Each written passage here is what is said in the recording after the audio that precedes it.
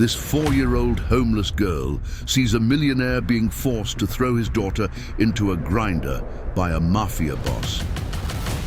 But she saw everything and did something that shocked everyone. Watch until the end.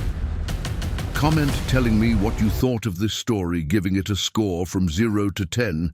I really want to know if you liked my story, and subscribe to my channel to support my work. I count on your help. The heat of August weighed on Willow Creek like a wet wool blanket, making the asphalt shimmer and ripple under the merciless sun of the rural South. Lily walked barefoot along the dirt road that separated the cornfields and distillery grounds, her small, calloused feet knowing every stone on the path. At 4 years old, the girl already carried in her eyes a wisdom that life on the streets had forced upon her. A child who had learned to survive when the world decided she was all alone. Her brown hair, tangled by the wind and lack of care, swayed as she approached the wooden fence that marked the boundary of the Miller property.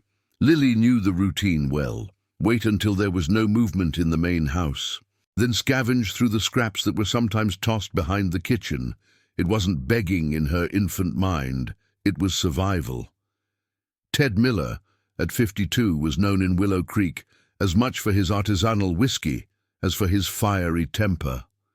A tall, strong man with the rough hands of someone who had worked the land since boyhood, he had built his small distillery with sweat and determination. But on that suffocating afternoon, his hands trembled as he faced the man standing on his property.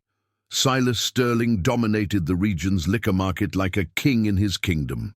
Owner of the only industrial distillery in Willow Creek, he controlled the buying and selling for practically all the small producers. At 48, he always wore impeccable suits, even in the country heat, and his cold eyes calculated every word before he spoke it. "Ted, you know what the problem is with men like you?" said Silas, adjusting his tie knot while observing the rustic facilities of the small distillery. "You think honesty and hard work are enough in this world." Ted wiped the sweat from his forehead with the back of his hand, leaving a smudge of dirt on his sunburnt face. "I always fulfilled my contracts, Silas. I delivered everything we agreed upon in the quality you asked for." "Ah, but that is exactly where the problem lies." Silas smiled, but his eyes remained icy. "Those fermentation tanks you bought from me last year had some defects that contaminated not just your production, but also that of other producers who bought the same batch." Ted's heart raced. He remembered perfectly the problems he had faced during the previous season. Entire barrels lost, flavor altered, losses that almost bankrupted his family business. "You said it was a problem with my fermentation technique." I lied.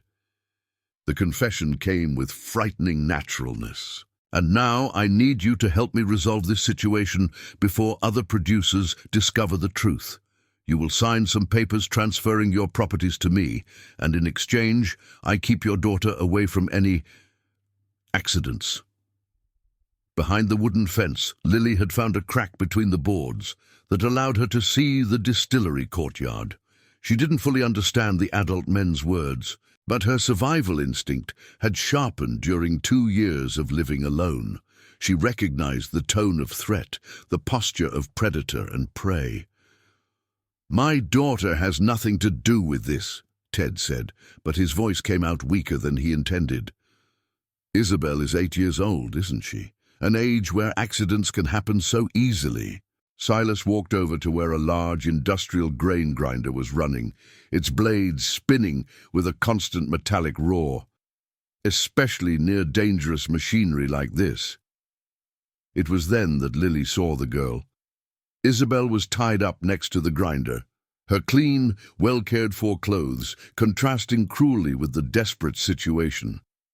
Her eyes were red from crying, and she tried to pull away from the noisy equipment that dominated that part of the distillery. "You're sick!" Ted lunged toward Silas, but stopped when the man gestured toward Isabel. "I'm practical.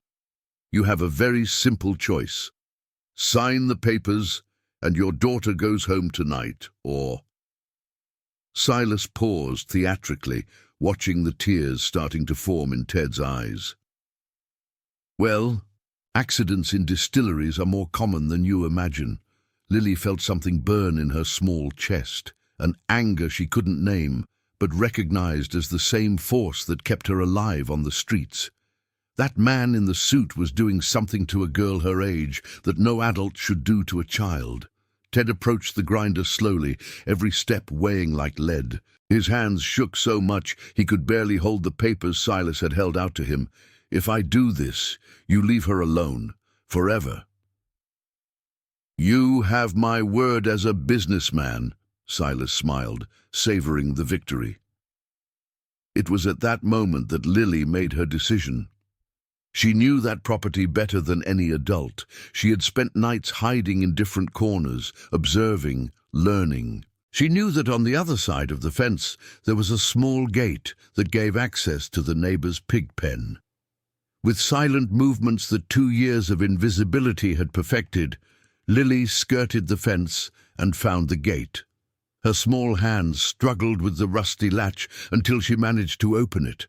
The pigs, startled by the sudden freedom, bolted toward the distillery, creating a chaos of grunts and stampeding hooves. The noise was deafening. Silas turned sharply, momentarily losing control of the situation. Ted seized the distraction to untie Isabel and push her away from the machinery. "What the hell?"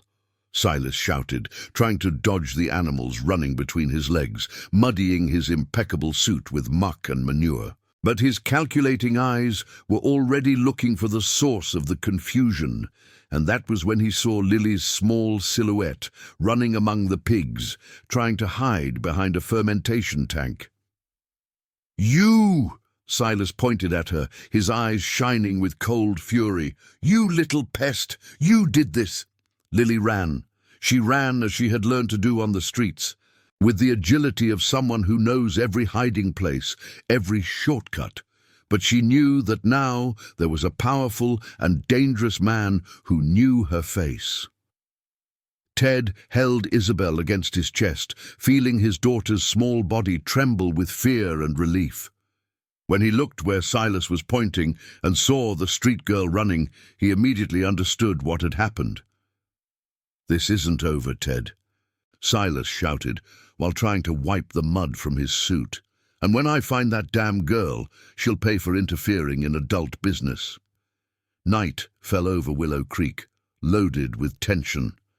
Lily had hidden in the belfry of Grace Community Church, a refuge she had discovered months ago when she was still learning the secrets of the town. Reverend Thomas, a gentle 60-year-old man with white hair and kind eyes, always left the side door of the church open for those who needed spiritual shelter, or physical. "My child, you're shivering," said the Reverend when he found Lily curled up between the church pews around 10 at night. "What happened?" Lily looked at the man who had offered her food a few times, but never knew how to explain what she had witnessed. How could a 4-year-old child describe blackmail, threats, and the evil she had seen in Silas Sterling's eyes? "The man in the pretty suit wants to hurt me," was all she managed to say, her words coming out broken by fear. Reverend Thomas had known Silas Sterling for years. The man attended church sporadically, always making generous donations that came accompanied by calculated smiles. There was something about him that had always bothered the Reverend, a coldness that contrasted with his apparent generosity. "You can sleep here tonight, child. Tomorrow we'll talk more." The Reverend covered Lily with a clean blanket, but she could barely close her eyes during the night, every noise making her heart race. Meanwhile, at the Miller house, Isabel couldn't stop crying. Sarah, her mother, a delicate woman of 42 with hair always in a perfect bun, tried to calm her daughter without fully understanding what had happened. "Mommy, the bad man was going to hurt me in the machine," Isabel repeated between sobs. "Daddy was so scared."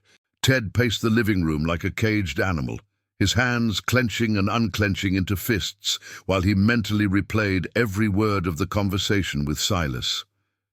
The humiliation burned in his chest, But the gratitude for the unknown girl who saved his daughter was equally intense. "Ted, tell me everything that happened," Sarah said, her voice firm despite the fear showing in her eyes. During 15 years of marriage, she had learned to read her husband like an open book. Silas said the equipment I bought from him was defective on purpose, that he knew it would ruin my production and that of other producers. Ted stopped in front of the window, looking at the darkness outside.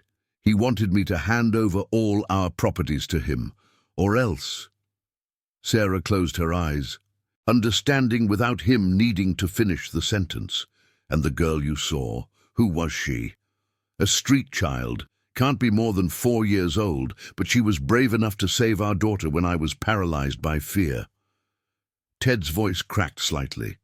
"And now Silas is going after her."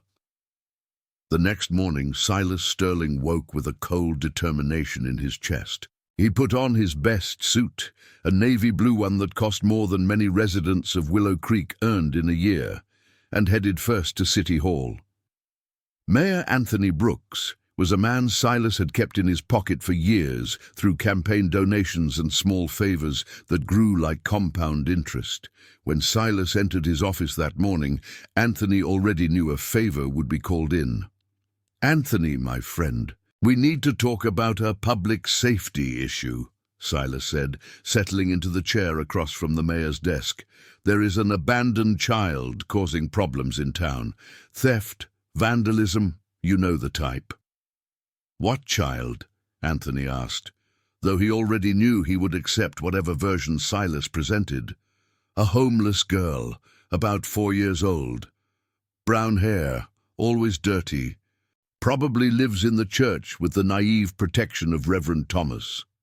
Silas cracked a smile that didn't reach his eyes. "Yesterday, she trespassed on my property and caused thousands of dollars in damages." The lie slipped from his lips with the ease of years of practice. In Silas's version, he had visited Ted for a peaceful business negotiation when he was attacked by a feral child who released animals and destroyed expensive equipment. "What do you want me to do?" Anthony knew the question was just a formality. "Spread the word in town. Tell people to be on alert. A dangerous child cannot be left loose harming honest citizens." Silas stood up, adjusting his shirt cuffs. "And if anyone finds her, they should contact me immediately. I have contacts at orphanages in larger cities that can provide the proper treatment for difficult cases like this." Leaving City Hall, Silas headed to the Central Market, where he knew gossip spread faster than fire in dry straw. He talked to Mrs. Gable, the butcher, to Mr. Johnson at the bakery, and to several other influential people in the community, always telling the same version. A dangerous child was threatening the peace of the town. Meanwhile, Lily had woken up in the church and found a plate with bread and milk left by Reverend Thomas. The kind man had left early for his morning visits to the sick, but left a note saying she could stay. When Lily left the church around noon, looking for cans to sell and maybe something to eat, she immediately noticed that something had changed. People looked at her differently, not with the usual indifference reserved for street children, but with suspicion and fear. "There she is," she heard Mrs. Gable say to a neighbor, "the girl who's been causing trouble in town. Just looking at her, you can tell she's no good." The other woman replied, "A child that dirty can only be into bad things." Lily ran, her small heart beating out of rhythm. She didn't understand why people were talking about her that way, but she recognized danger when she saw it. Something was happening, something that had made her a target. Ted spent the whole morning trying to work, but couldn't concentrate. The image of the girl running among the pigs wouldn't leave his head. He decided to look for information in town, asking discreetly about the child who had saved his daughter. "Ah, you're talking about the little pest running amok," said Mr. Johnson when Ted stopped at the bakery. "I heard yesterday she broke into Mr. Sterling's property and caused a hell of a mess." Ted felt his blood run cold. The version circulating through town was completely different from what had happened. Silas had gotten ahead, constructing a narrative that made him the victim and turned Lily into a little criminal. "What kind of mess?" Ted asked, trying to keep his voice casual. "They say she released the animals on purpose, broke expensive equipment, caused thousands in damages. Mr. Sterling is offering a reward for whoever finds her, wants to take her to a specialized orphanage for troubled children." The outrage burned in Ted's chest. Silas wasn't just chasing the girl, he was destroying her reputation, making it impossible for anyone to help her. It was a cruel and efficient strategy. Transform a heroic child into a problem the community itself would want removed. When Ted returned home, he found Sarah in the kitchen making lunch. Isabel was sitting at the table drawing, but her strokes were different from the happy drawings she used to make. Now she drew only dark figures and machines with sharp teeth. "Did you manage to find out anything about the girl?" Sarah asked without looking up from the pot. "Silas is spreading lies about her all over town, saying she's dangerous, that she causes problems." Ted sat heavily at the table. "No one will help her now. Everyone believes his version." It was then that Isabel looked up from her dark drawing. "Daddy, the girl who helped me was good. She wasn't bad like the man in the suit." "I know, honey, I know." But knowing wasn't enough. Ted needed to find a way to protect the child who had saved his family before Silas managed to get his hands on her. The problem was that, according to the rumors circulating, half the town was already looking for Lily, believing they were doing the community a favor. The afternoon was ending when Ted made a decision that would change everything. He would look for the girl personally, before it was too late. The sun was setting when Ted found Lily hiding behind the abandoned train station at the edge of town. The girl was curled up among pieces of rusted metal, her dirty clothes even more torn after a whole day fleeing the accusing glares of the town. "Don't be afraid," Ted said softly, crouching a few yards away. "I'm the daddy of the girl you helped yesterday." Lily watched him with her big, suspicious eyes. She recognized the man from the distillery, but 2 years on the streets had taught her that adults weren't always what they seemed to be. "The man in the suit is saying bad things about me," she said, her small voice loaded with a sadness no child should know. "I know, and he's lying." Ted extended his hand slowly. "You saved my daughter yesterday. You saved the whole family. I want to help you now." For the first time in 2 days, Lily felt something she had almost forgotten: hope. But before she could answer, the sound of voices approaching made them both freeze. "She must be around here," said a voice Ted recognized as Mario, the owner of the bar on the main square. "Mrs. Gable said she saw her running in this direction." "When we find her, call Mr. Sterling directly," another voice replied. "He said he has contacts at specialized institutions. Ideal place for that pest." Ted felt anger boil in his veins. Silas had turned neighbors into hunters, using the community itself to persecute an innocent child. But now was not the time for confrontation. It was time to protect. "Come with me," he whispered to Lily, guiding her along a path he had known since childhood when he played in those same ruins. They managed to leave the area without being seen, but Ted knew they couldn't go back to his house. Silas would certainly be watching his every move. It was then that he remembered Reverend Thomas. The man was one of the few people in Willow Creek who didn't bow easily to Silas's influence, and Ted had noticed how the Reverend always treated Lily with kindness in the few encounters he had witnessed at the church. Grace Community Church was silent when they arrived. Reverend Thomas was in the confessional, attending to Mrs. Connie, who came every day after dinner to talk about her worries regarding her son working in the capital. "Reverend," Ted called softly when the lady left. "I need to speak with you. It's about the girl." Thomas observed Lily standing shyly behind Ted. There was something different about the situation. the most prosperous small farmer in the region, personally bringing the street child who had spent the previous night in his church. "Come, let's talk in the vestry," said the Reverend, noting the urgency in Ted's tone. In the privacy of the small room behind the altar, Ted told the whole truth about what had happened at the distillery. Every word came out loaded with shame and gratitude mixed together. Shame for having been cowardly in the face of Silas's threats.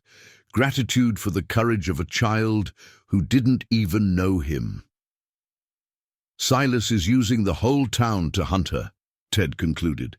"He invented a story about her being dangerous, offered a reward. Half the population is looking for her, thinking they're doing good." Reverend Thomas looked at Lily, who had sat on the floor and was now drawing something in the dust with her finger. Even after everything she had been through, she still had the strange serenity of children who learned to find peace in the middle of chaos. "My child," the Reverend crouched beside her, "where did you sleep last night before coming to the church?" "In the place with the old machines," Lily answered without looking up from her drawing. "Sometimes at the market, when Mrs. Josephina forgets to lock up. Sometimes in the hole under the bridge." The simplicity of the answer broke the two men's hearts. A 4-year-old child had spent 2 years creating a survival routine that included sleeping in rubble, on market floors, and under bridges. "And before? Where did you live before being on the streets?" Ted asked gently, "With Grandma Rose in the little yellow house near the creek." Lily's eyes filled with tears, but her voice remained firm. "Until the fire took everything away." Reverend Thomas and Ted looked at each other. Both remembered the fire that had destroyed a small house near the creek 2 years ago. At the time, they heard that an elderly lady had perished in the fire, but no one mentioned a child. "Were you there when the fire happened?" Thomas asked softly. "I was playing outside.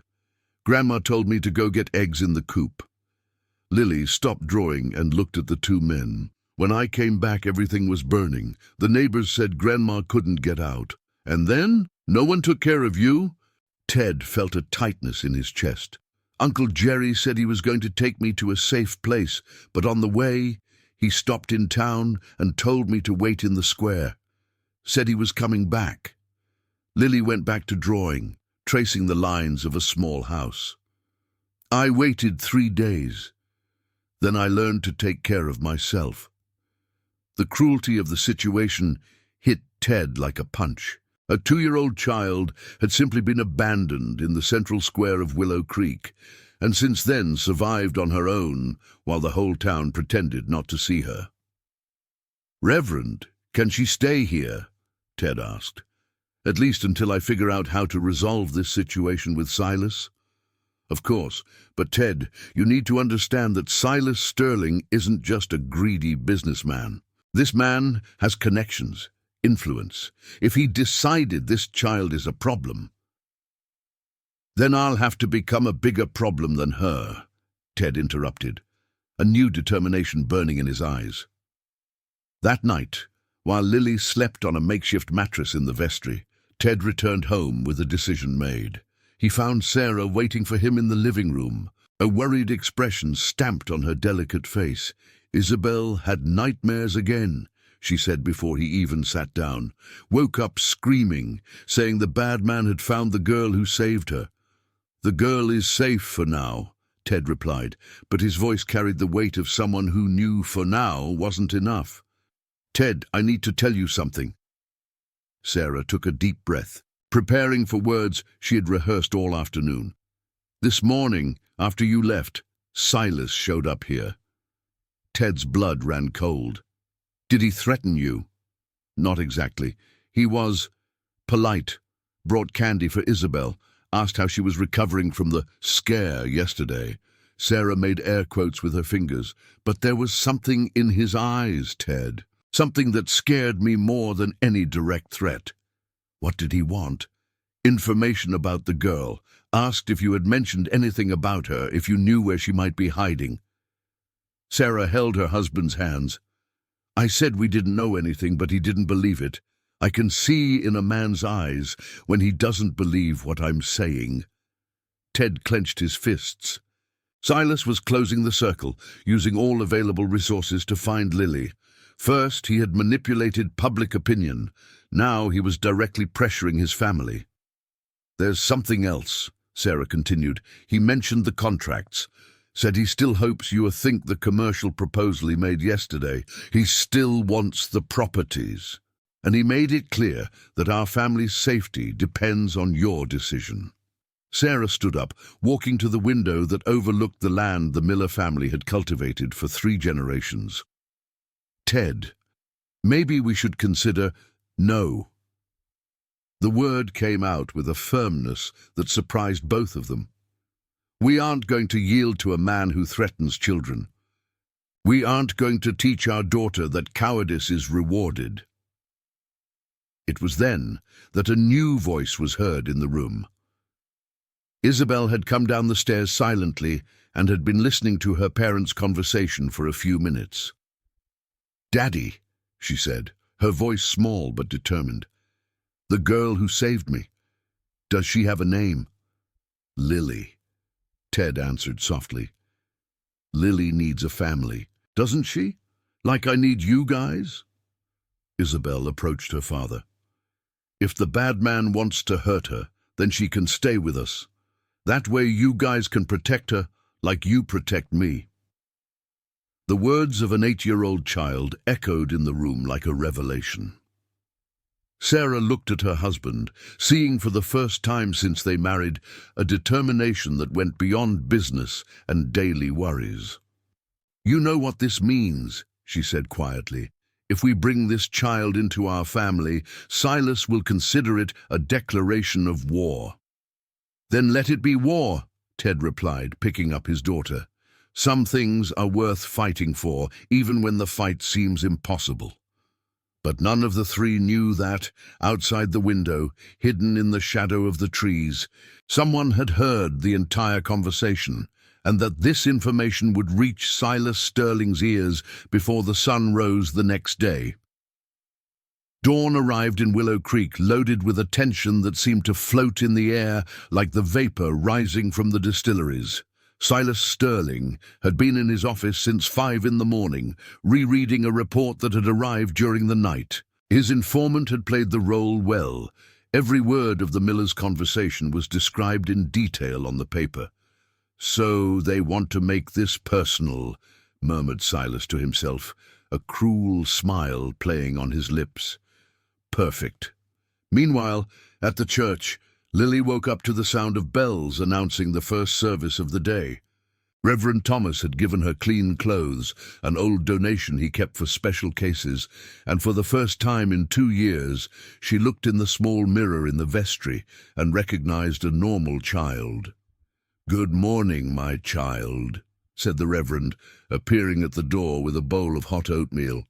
"Sleep well?" "I dreamed of Grandma Rose," Lily replied, accepting the bowl with gratitude shining in her eyes. She was in the yellow house, making cornbread. Thomas sat beside her, watching how the girl ate slowly, savoring every spoonful like someone unsure of when the next meal would come. "Lily, do you remember anything else about your family? Maybe Grandma Rose mentioned other relatives." The girl stopped eating and thought for a moment. "She talked about a brother who went away to the big city before I was born. Said he sent letters sometimes, but stopped after I was born." "Remember his name?" "Uncle. Uncle Charles, I think. Grandma kept the letters in a metal box under the bed." Lily's eyes filled with tears. But the box burned along with everything. Reverend Thomas made a mental note. If he could find this Charles, maybe there was a legal solution to Lily's situation that didn't depend on Ted's goodwill or Silas's malice. At that moment, the church door opened with a bang. 3 men entered. Mayor Anthony Brooks, accompanied by 2 private security guards Silas usually hired for special services. "Reverend Thomas," said Anthony, his voice shaking slightly, "we received reports that there is an unaccompanied minor hiding in the church, a minor who is causing disturbances in town." Thomas stood up slowly, positioning himself between the men and Lily.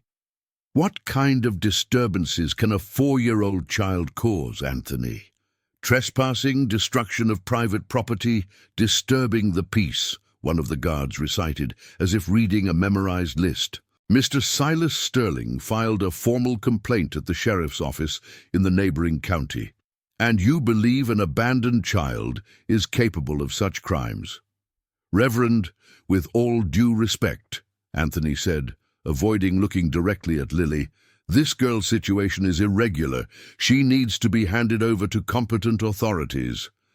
It was then that Ted entered the church. He had arrived early, bringing some of Isabel's toys for Lily, but found the tense situation developing at the altar. "What competent authorities?" Ted asked, his voice echoing off the church walls. "Mr. Miller." Anthony turned, clearly uncomfortable. "You shouldn't be involved in this." "This child saved my daughter yesterday. I'd say that involves me plenty."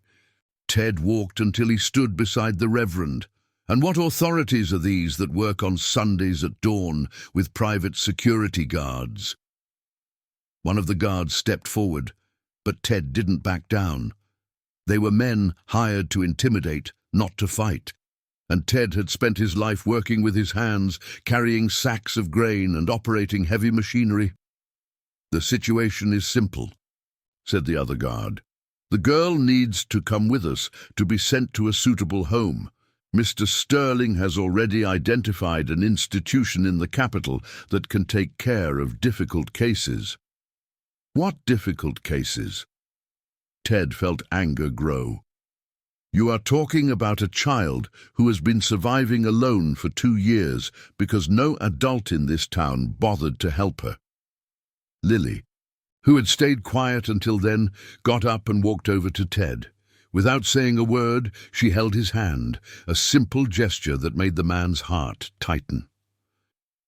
"I want to stay with Uncle Ted," she said, her little voice clear, echoing through the silent church. Anthony looked nervously at the guards. The situation was getting more complicated than Silas had predicted. It was one thing to chase an abandoned street child, another completely different thing to face one of the most respected men in the region on holy ground. "Mr. Miller, you are obstructing an official operation." "What official operation?" Reverend Thomas interrupted. "Do you have a court order, authorization from juvenile court, or just the word of a man who has a history of using threats to get what he wants?" The silence that followed was loaded with tension. The guards looked at Anthony, waiting for instructions, but the mayor was clearly out of his comfort zone. Silas hadn't prepared him to face organized resistance. It was then that the church door opened again. Sarah entered, bringing Isabel by the hand. The girl had insisted on coming along, wanting to better know the child who had been brave enough to save her. "Mommy, it's her." Isabel let go of her mother's hand and ran to Lily. "It's the brave girl who helped me." Sarah observed the scene, her daughter hugging a clearly frightened child, while 3 adult men tried to intimidate everyone in the church. The anger that grew in her chest was different from anything she had ever felt. "Anthony Brooks," she said, her voice sharp as a blade. "Do you have children?" "I do, Mrs. Miller. What does that have to do?" "It has to do with the fact that you are here trying to rip a 4-year-old child from the only adults who cared to protect her." Sarah approached the mayor, her eyes shining with a maternal fury that made the man recoil involuntarily. "It has to do with you serving as a doormat for a man who uses children as blackmail pieces." "Mrs. Miller, you don't understand the situation." "I understand perfectly. Silas Sterling wants this girl because she witnessed him threatening my daughter, and you are here doing his dirty work." The guards looked at each other, starting to realize the situation had gone completely out of control. What was supposed to be a simple operation, grab a helpless child, had turned into a confrontation with half of Willow Creek's most influential people. "Let's go," one of them murmured to Anthony. "This isn't going to work here." But Anthony knew that returning to Silas empty-handed would be worse than facing the miller's fury. "The girl has to come with us. Those are direct orders." It was then that Reverend Thomas did something no one expected. He walked to the altar and rang the church bell 3 times, the traditional signal used in Willow Creek to summon the community in cases of emergency. "What are you doing?" Anthony asked, panic growing in his voice. "Summoning the community to witness what is happening here," Thomas replied calmly. "After all, if this is an official operation, there is no reason for secrecy, is there?" In a few minutes, people started arriving. First the nearest neighbors, then entire families who recognized the emergency call. Mrs. Josephina from the market, Mr. Johnson from the bakery, farming families who had known Ted for decades. "What is happening here?" asked Mrs. Josephina, observing the strange scene in the church. "They are trying to take a child by force," Sarah replied, her voice carrying indignation. "A child who saved my daughter and who is being persecuted for doing the right thing." The crowd murmured. Divided between the version Silas had spread and the reality they were witnessing, seeing a small child clinging to Ted Miller's legs, clearly terrified, contrasted sharply with stories about a dangerous minor. Anthony realized he had completely lost control of the situation. With so many witnesses, anything he did now would be seen and judged by the entire community. "This isn't over," he said, gesturing for the guards to back off. "Silas Sterling won't forget this interference." When the 3 men left the church, a heavy silence took over the room. Ted looked at the gathered people, neighbors, friends, acquaintances of a lifetime, and realized the moment had come to tell the truth. "I need you all to know what really happened," he began, his voice echoing through the crowded church. "This child is not dangerous. She is heroic, and now she needs the protection of all of us." But while Ted began to narrate the true story of what had happened at the distillery, none of them knew that Silas Sterling was at that exact moment making a call to the state capitol, activating contacts that would make the situation much more complicated than anyone could imagine. The call from Silas to the Capitol lasted exactly 15 minutes and completely changed the game. On the other line was Regina Vance, a social worker with 20 years of experience and an immaculate reputation, at least on the surface. What few knew was that Regina had developed over the years a network of contacts that allowed her to resolve complex situations for adequate financial compensation. "Mr. Sterling," her voice sounded professional over the phone, "I understand your concern for the well-being of this minor. Cases of homeless children really require immediate intervention." "I need you to come today," Silas said, pacing nervously in his office. "The situation is getting out of control. Well-intentioned but uninformed people are interfering in what should be a simple process. I understand perfectly. Families without experience in complex psychological cases can cause more harm than good." Regina paused calculatedly. "Our team can be there in 4 hours. We will bring all necessary documentation." When he hung up the phone, Silas smiled for the first time in 2 days. Regina wouldn't just come to get Lily. She would bring a complete team with legal authorization to remove the child, regardless of who tried to protect her. Meanwhile, in the church, Ted had finished telling his version of events to the gathered community. The silence that followed was heavy, loaded with collective guilt and growing indignation. "A 4-year-old child," murmured Mrs. Josephina, shaking her head. "How did we not notice she was alone for so long?" "Because it's easier not to see," replied Mr. Johnson, looking at Lily playing quietly with Isabel in a corner of the church. "It's easier to pretend it's not our problem." Reverend Thomas observed the community's reactions with interest. There was something powerful happening there. People who had spent 2 years ignoring a child in need now faced the reality of their own omission. "The question now," said Sarah, standing up to face the congregation, is what are we going to do about it? Because Silas won't give up. He has a lot to lose if the truth about his practices spreads. What practices? Asked Mark Fisher, a small producer who had lost almost his entire crop the previous year due to problems he attributed to his own incompetence. Ted hesitated for a moment, knowing his next words would go beyond protecting Lily. Silas has been selling defective equipment on purpose, equipment that sabotages production, forcing producers to accept disadvantageous contracts to cover losses. A murmur of indignation ran through the church. Several of the small producers present had faced similar problems in recent years, always attributing them to their own failures or bad luck. "My crop last year," said Mark, his voice growing in intensity. "I lost 60% of production. Silas said it was a problem with my fermentation technique." "Mine too," added Joe Carter, another producer. "I had to sell my smaller property to cover the losses. Silas offered a fair price at the time." The revelation was creating a chain reaction. Producers who had suffered inexplicable losses began to connect the dots, realizing that perhaps they weren't isolated cases.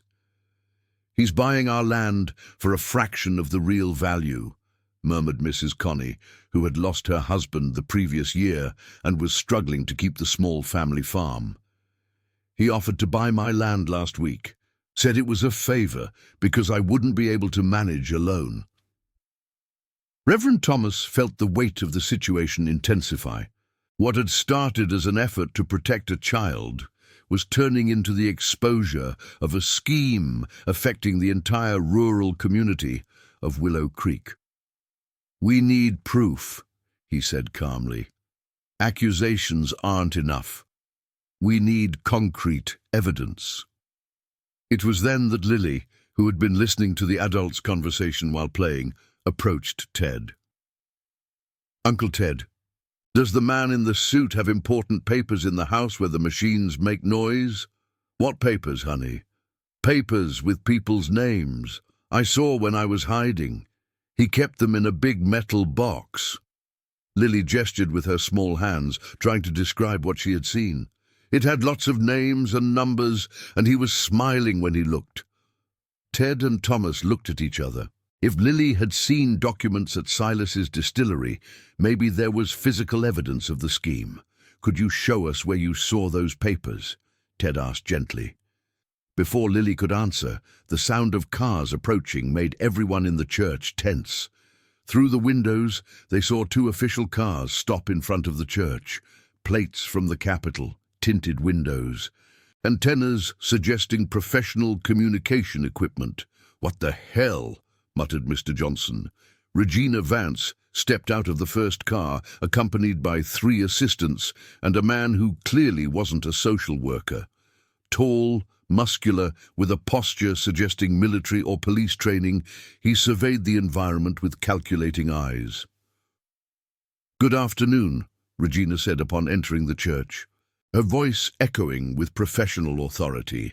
"I am Regina Vance from the Department of Social Protection in the Capitol. We are here at the request of the District Attorney for an emergency intervention."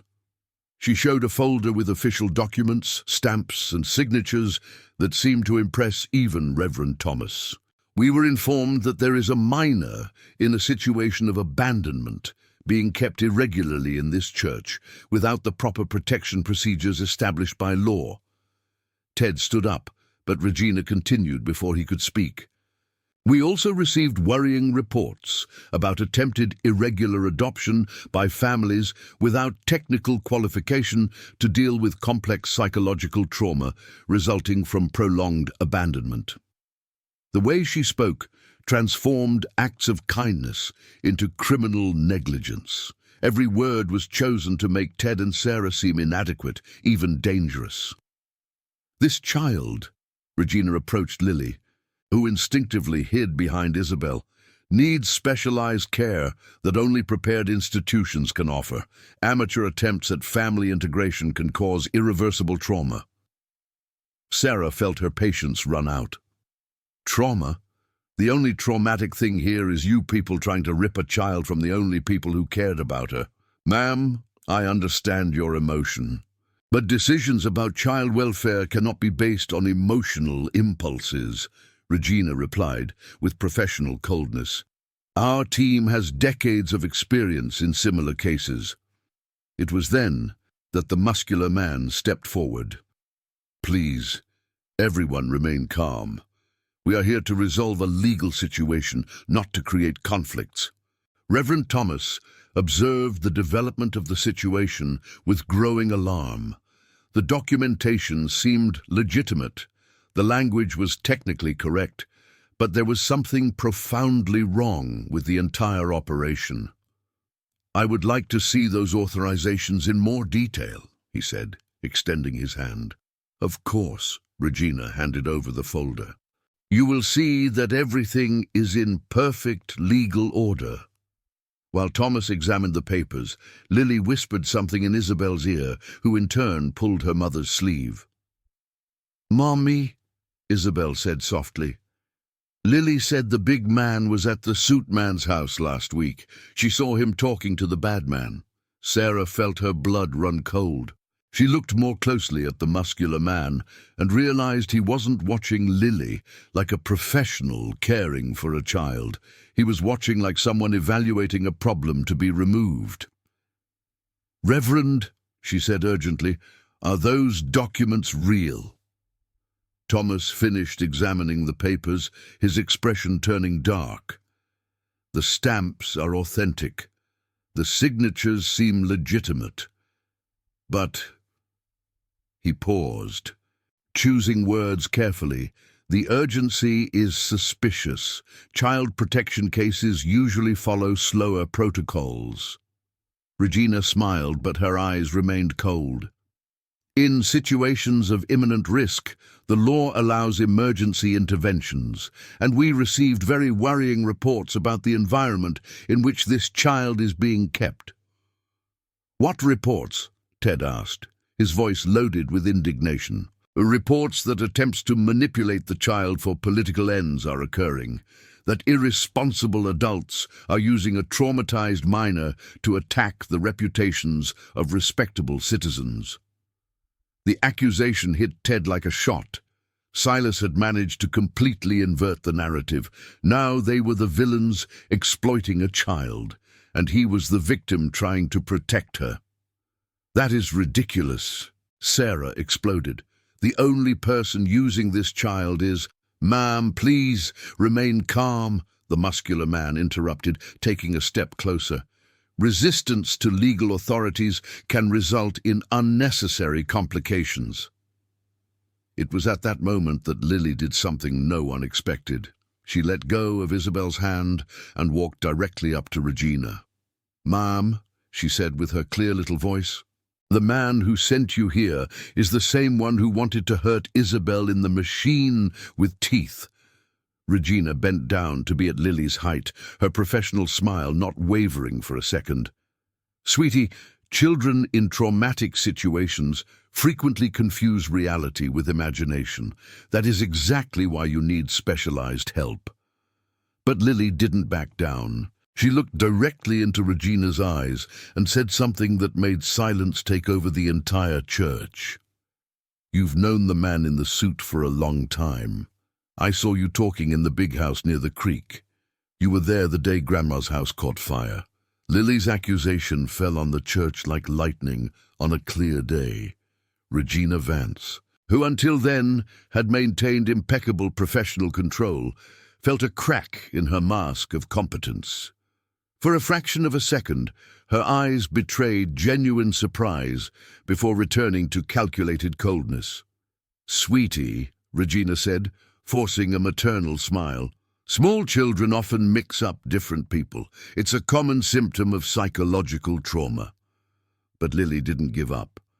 With the stubborn persistence that had kept her alive for 2 years on the streets, she continued speaking. You were wearing a blue dress with white polka dots. You had a folder just like that one? Lily pointed to the folder Regina carried. And you told the man in the suit that the problem would be resolved before the child grew up and asked questions. The silence that followed was deafening. All the adults present instantly understood the devastating implication of the girl's words. Regina had been present the day Grandma Rose's house caught fire. She had planned it. Ted felt anger burn in his chest like a branding iron. You were there. You knew there was a child in that house when you planned the fire. Mr. Miller, these are very serious accusations based on the fantasies of a traumatized child. Regina tried to regain control, but her voice trembled slightly. Fantasies? Reverend Thomas stood up, his voice echoing with moral authority. Or memories of a child you thought was too small to understand what she was seeing. The muscular man stepped forward, his hand moving discreetly to something inside his jacket. I think everyone better calm down. We are leaving here now, with the child. No, you are not. The voice came from the church door. It was Henry Moore, a retired lawyer of 70 who had recently returned to Willow Creek after decades practicing in the city. He had arrived attracted by the emergency bell and heard the last parts of the conversation. Who are you? Regina asked, trying to regain her authority. Criminal defense attorney with 40 years of experience.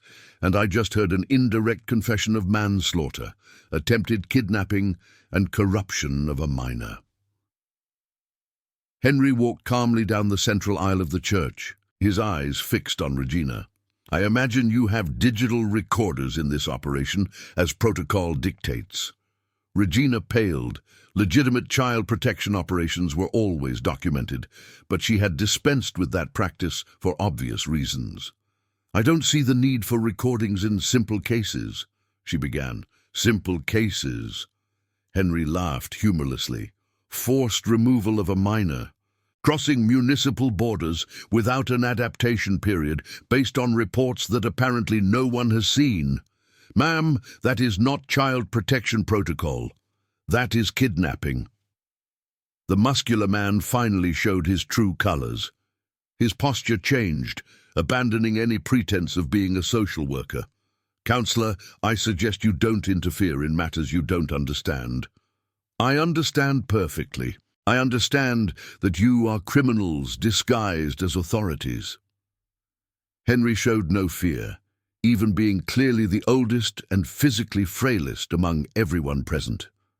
And I understand that this entire operation is a farce orchestrated by Silas Sterling. It was then that Mrs. Josephina, who had stayed quiet during the whole confrontation, made an observation that changed everything. Mr. Moore, I remember the fire at Rose's house. At that time, a woman from out of town showed up asking about the property a few days after the fire, an elegant woman in a blue dress with polka dots.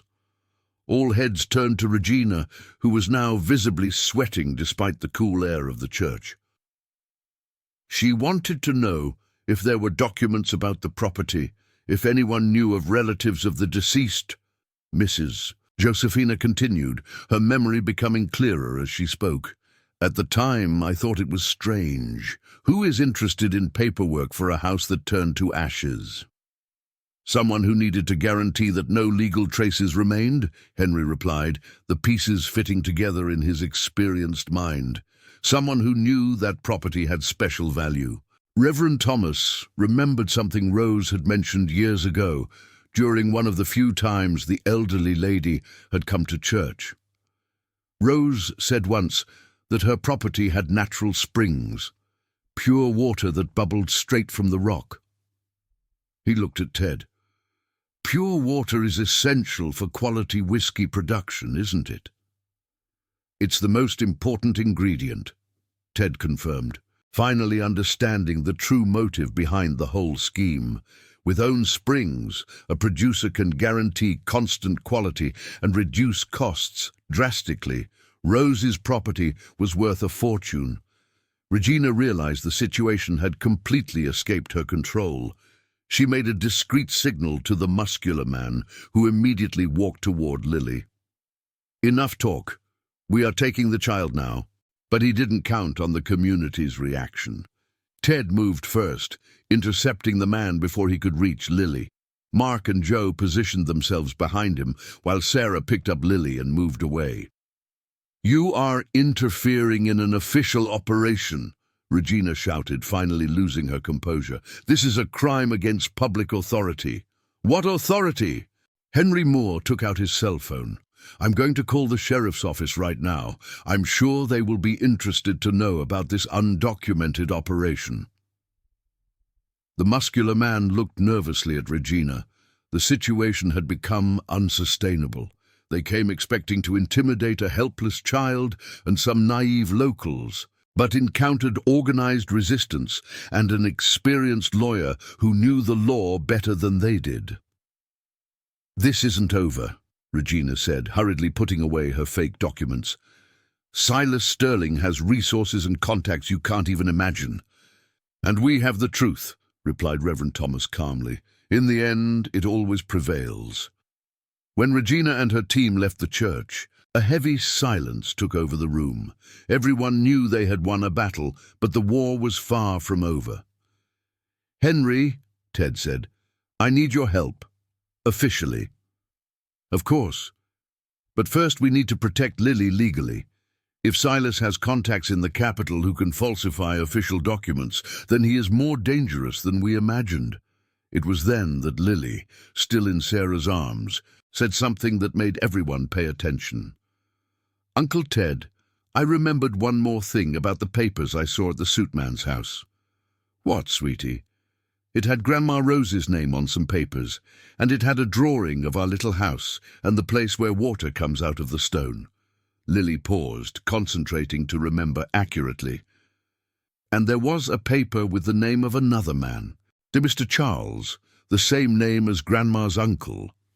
Reverend Thomas and Henry Moore looked at each other. If Silas possessed documents related to Rose's property and her missing brother, then there was much more at stake than simply silencing an inconvenient witness. "Lily," Henry squatted to be at the girl's height, "could you lead us to those papers?"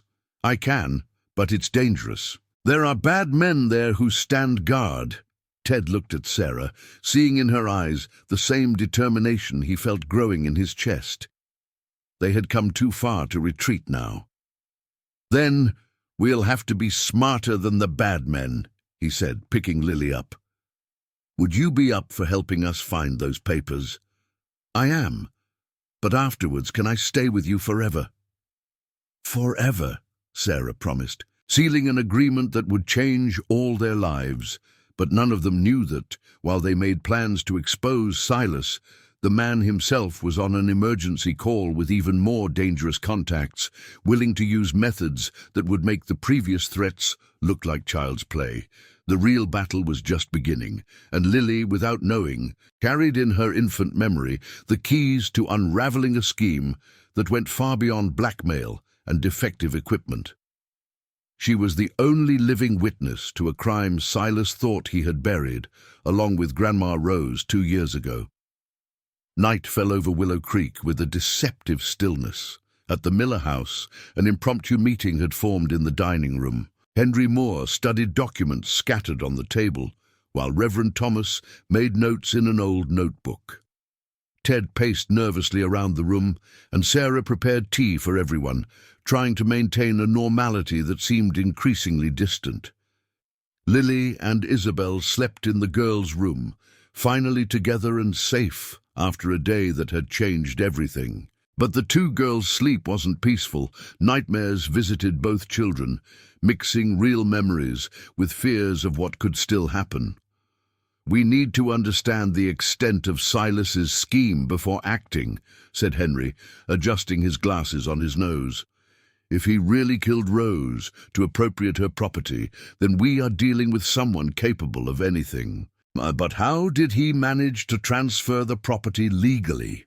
Ted asked. "Even with Rose dead, there would be a need for probate, searching for heirs." "That's where her brother Charles comes in." Reverend Thomas looked up from his notes. "If Silas managed to locate him and convince him to sign a power of attorney or sale, everything could be done legally. Or if Charles also suffered an accident," Henry added somberly. Sarah stopped stirring sugar in the tea, blood freezing in her veins. "Do you think he would be capable of—" "Sarah, a man who threatens an 8-year-old child with an industrial grinder is capable of anything," Ted replied, his voice loaded with a new bitterness. At that moment, a soft noise coming from the girls' room silenced everyone. Small steps coming down the stairs, the familiar creak of old wood being stepped on by barefoot feet. "Lily!" Sarah called softly. The girl appeared in the doorway of the room, her hair messy from restless sleep, holding a crumpled drawing in her small hands. "I can't sleep," she said, approaching shyly. "I keep thinking about the papers I saw." "What drawing is that, sweetie?" Reverend Thomas asked gently. "I tried to draw what I remember." Lily held out the paper. It was a childish drawing, but surprisingly detailed for a 4-year-old. It showed a house with a desk, drawers, and a large box with an X marking its location. "It's the room where the man in the suit kept the important papers. The box is behind the big desk, in a drawer that needs a special key." Henry studied the drawing with fascination. "Lily, do you remember anything else about these papers? Colors, sizes, something written that you managed to see?" "There was a yellow paper with a photo of Grandma's house, and there were numbers, lots of numbers." Lily paused, concentrating. "And there was a map with little blue lines that the man in the suit showed to the woman in the blue dress." "Little blue lines," murmured Ted. "Probably marking the water springs." "That means they mapped the whole property before the fire," concluded Henry. "It was a premeditated and well-planned crime." Sarah knelt beside Lily, observing the girl's drawing. "Sweetie, could you take us to this room?" "I can, but it's dangerous. There are men who stay awake at night guarding the house, and the man in the suit stays there sometimes until very late." It was then that Ted had an idea that made his heart race. "Tomorrow is Monday. Silas always goes to the capital on Mondays for meetings with big buyers. He's gone all afternoon." "And the guards?" Reverend Thomas asked. "He takes one with him on important trips. Only one is left guarding the property during the day." Henry took off his glasses and cleaned the lenses thoughtfully. "It's risky, but it might be our only chance to get concrete evidence before he has time to destroy everything." "I'm going with you," Lily said, surprising everyone with her determination. "Sweetie, it's too dangerous," Sarah protested immediately. "But I'm the only one who knows exactly where the papers are, and I know places to hide that adults can't use." Lily looked at each of the adults seriously. "Besides, I want to help. I want the bad man to pay for what he did to Grandma Rose." The silence that followed was loaded with conflicting emotions. Everyone knew Lily was right. She was indispensable for the success of the mission. But the idea of putting a child in danger went against all the protective instincts they had developed. "If she goes," said Ted finally, "I go too. And I won't leave her side for a second." "And I stay with Isabel," added Sarah. "If something goes wrong, at least she will be safe." Henry nodded slowly. "Then it's decided. Tomorrow afternoon, while Silas is in the capital, we go to his property." "Reverend," Ted turned to Thomas, "could you stay with Sarah and Isabel if something happens to us?" "Of course, and I'll keep the church open as a sanctuary. If you need to flee, it's a place where we know you can find protection." Lily yawned, finally feeling the exhaustion of the intense day. "Can I sleep with you guys today? I'm afraid of dreaming about the fire again." "Of course you can," Sarah said, picking her up. "Let's all sleep together tonight." When the women went up to the bedroom, leaving Ted and the 2 older men alone, Henry made an observation that made the air even heavier. "Ted, you need to be prepared for the possibility that we won't find just documents tomorrow. If Silas really killed Rose and possibly her brother, there might be other evidence." "What kind of evidence?" The kind that could put us in much greater danger than we imagine. If we find proof of multiple homicides, Silas won't simply accept exposure. He will fight with everything he has.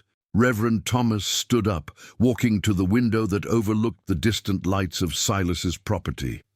There is something I don't understand. Why didn't he simply kill Lily along with her grandmother? Why leave a witness alive? Because she was too small, Ted replied after thinking for a moment. He thought a 2-year-old child wouldn't be able to remember important details.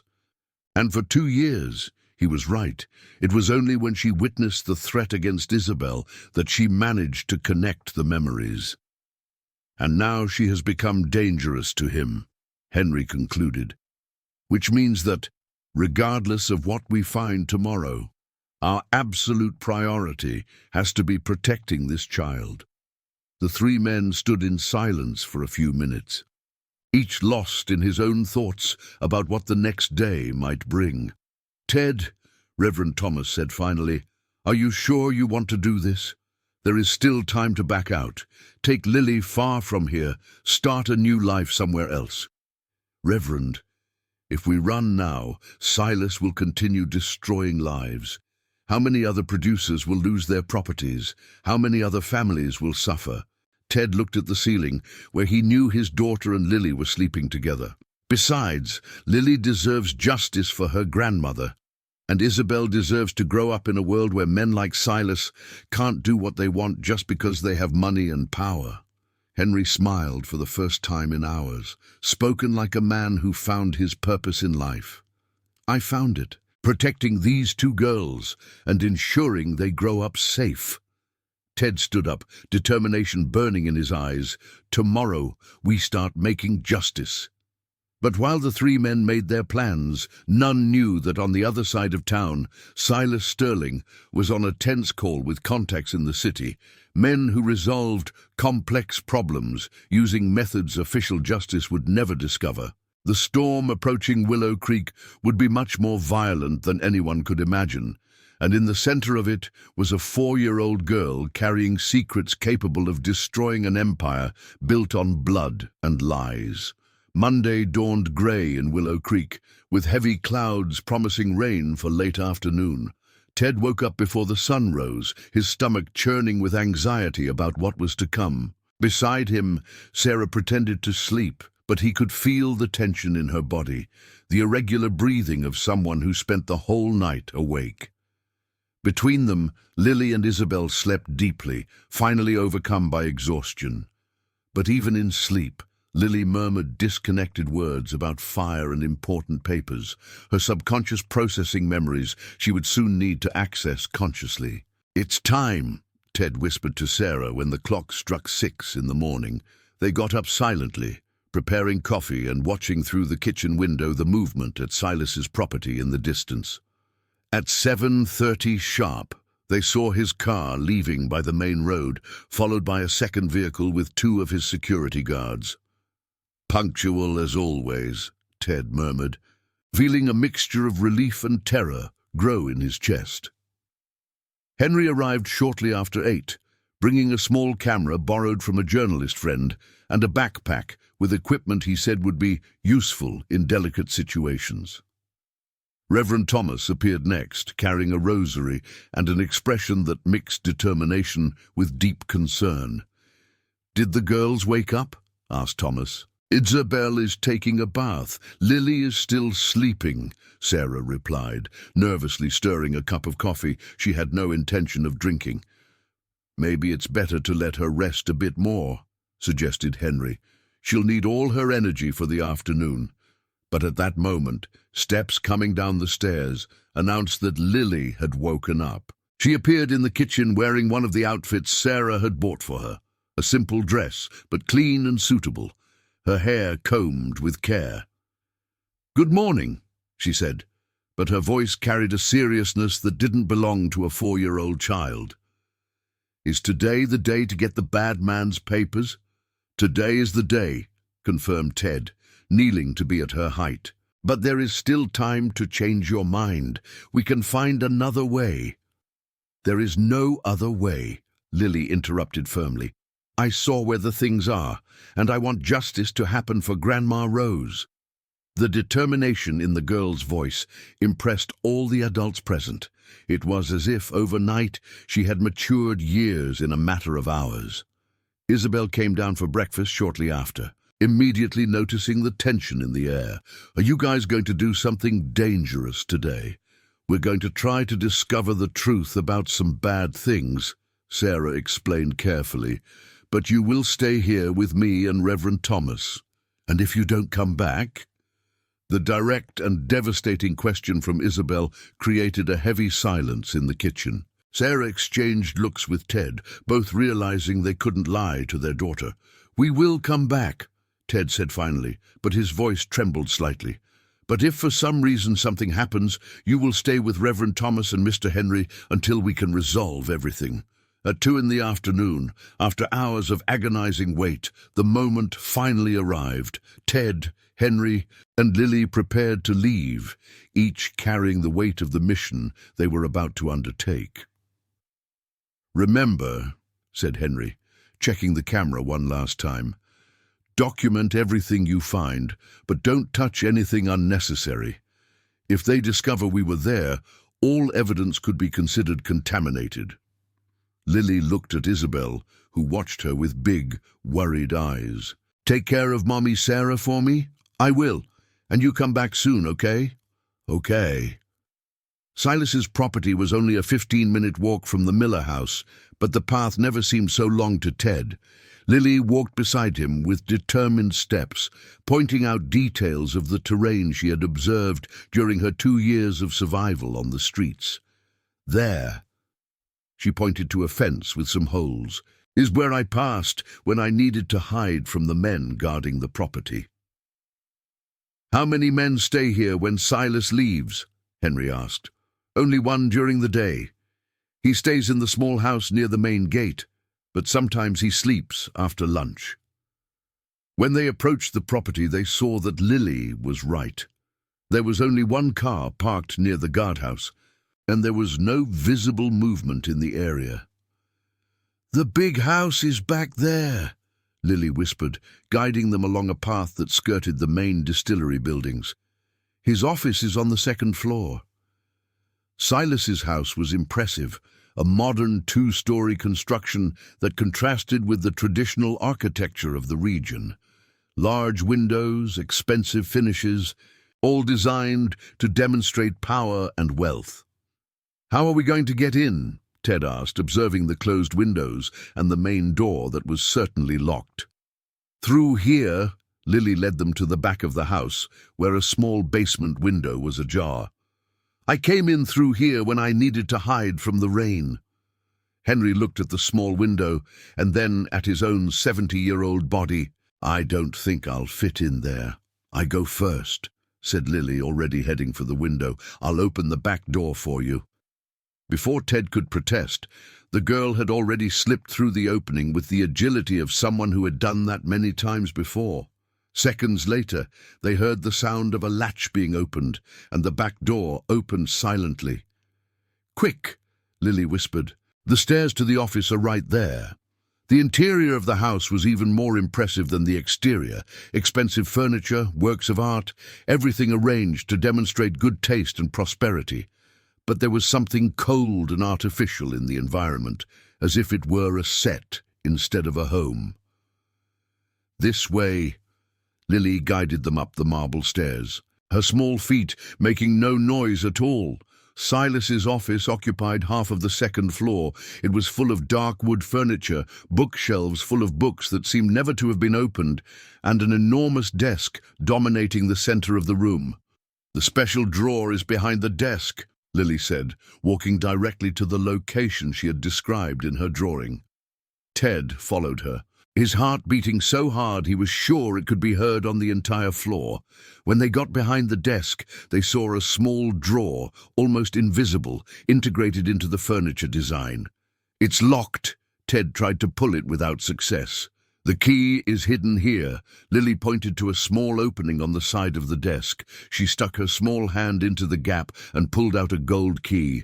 When the drawer opened, it revealed a metal box exactly as Lily had described.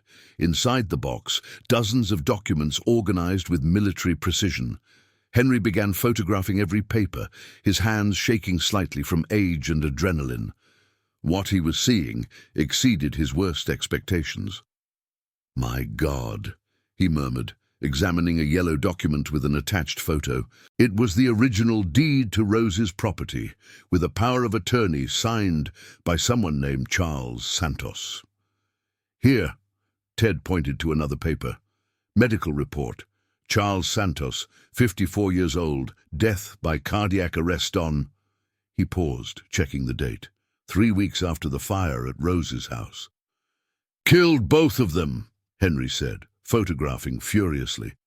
First Rose, then convinced or forced the brother to sign the transfer, then eliminated the only person who could contest the transaction.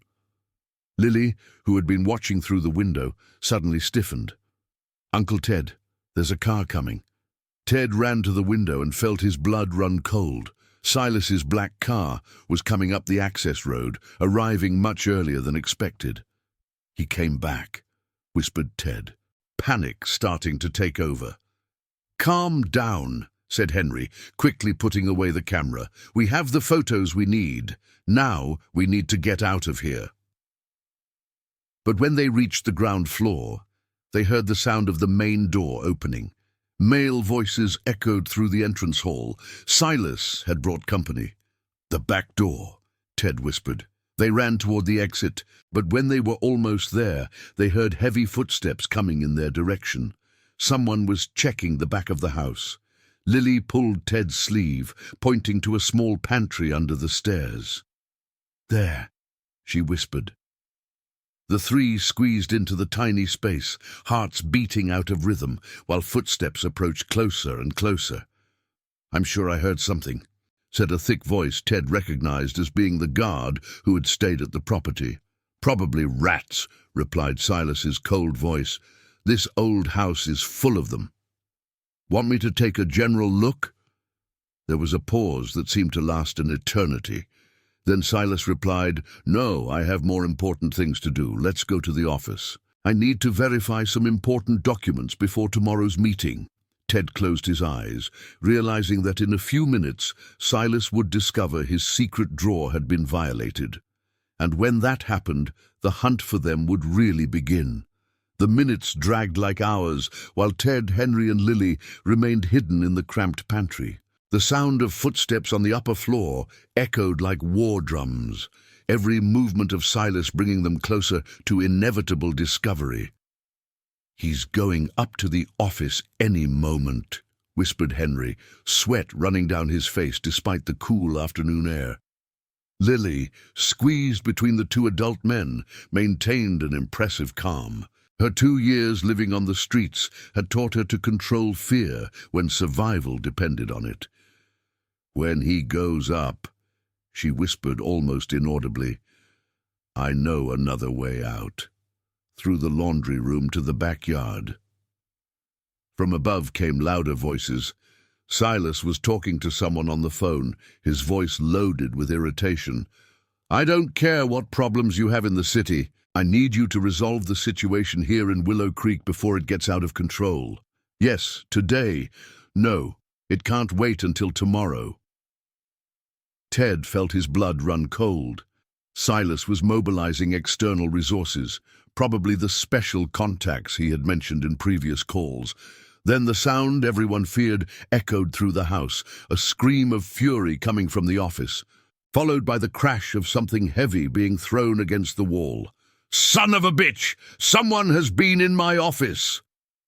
Furious steps ran down the stairs, and seconds later, Silas's voice shouted to the guard, "Search the entire property, now! Someone violated my private drawer."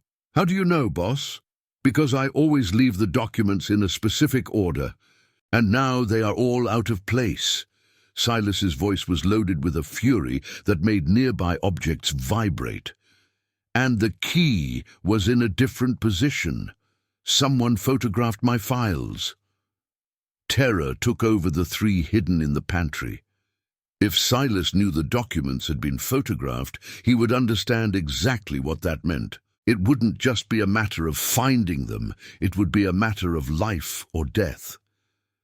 "Lily," Ted whispered in the girl's ear, "are you sure about the path through the laundry room?" She nodded silently, her eyes big but determined. "Wait for me to give the signal," he said to Henry. "When I say now, we run all together." Outside, they heard the guard talking to Silas. "Boss, there are small mud marks in the kitchen, child footprints." "That damn pest," Silas growled. "She was here and brought someone with her. What do we do?" "First thing, lock all access points. No one leaves this property until I authorize. Second, call the contacts in the city. Tell them the situation is code red." Ted didn't know exactly what code red meant, but from Silas's tone of voice it wasn't anything good. "Third thing," Silas continued, his voice becoming dangerously calm, "send a message to Ted Miller. Tell him I have something that belongs to him, and that if he wants it back, he'll have to come get it personally." Henry looked at Ted with growing horror. "He thinks you are here with Lily." "And he's right," Ted replied, the reality of the situation finally sinking in completely. "But that means Sarah and Isabel are safe. For now." It was then that they heard a new sound, the noise of cars arriving. Many cars. From the sounds of doors slamming and voices organizing, it was evident that Silas had called significant reinforcements. "Now it will be almost impossible to leave," whispered Henry. Lily pulled Ted's sleeve again. "Uncle Ted, there's something I didn't tell you." "What, sweetie?" "There's a tunnel under the house. It goes straight to the creek. Grandma Rose showed me once, said it was built a long time ago for when bad people came to attack the farms." Ted and Henry looked at each other. If a tunnel really existed, it would be their only chance to escape without being detected. "Where is the entrance?" Henry asked. "In the basement, behind the old boiler that doesn't work anymore." Outside, voices were organizing. Silas was clearly coordinating a systematic search of the property. "Split into groups of 2, scour every inch of this property. Look behind every tree, in every building, in every possible hiding place.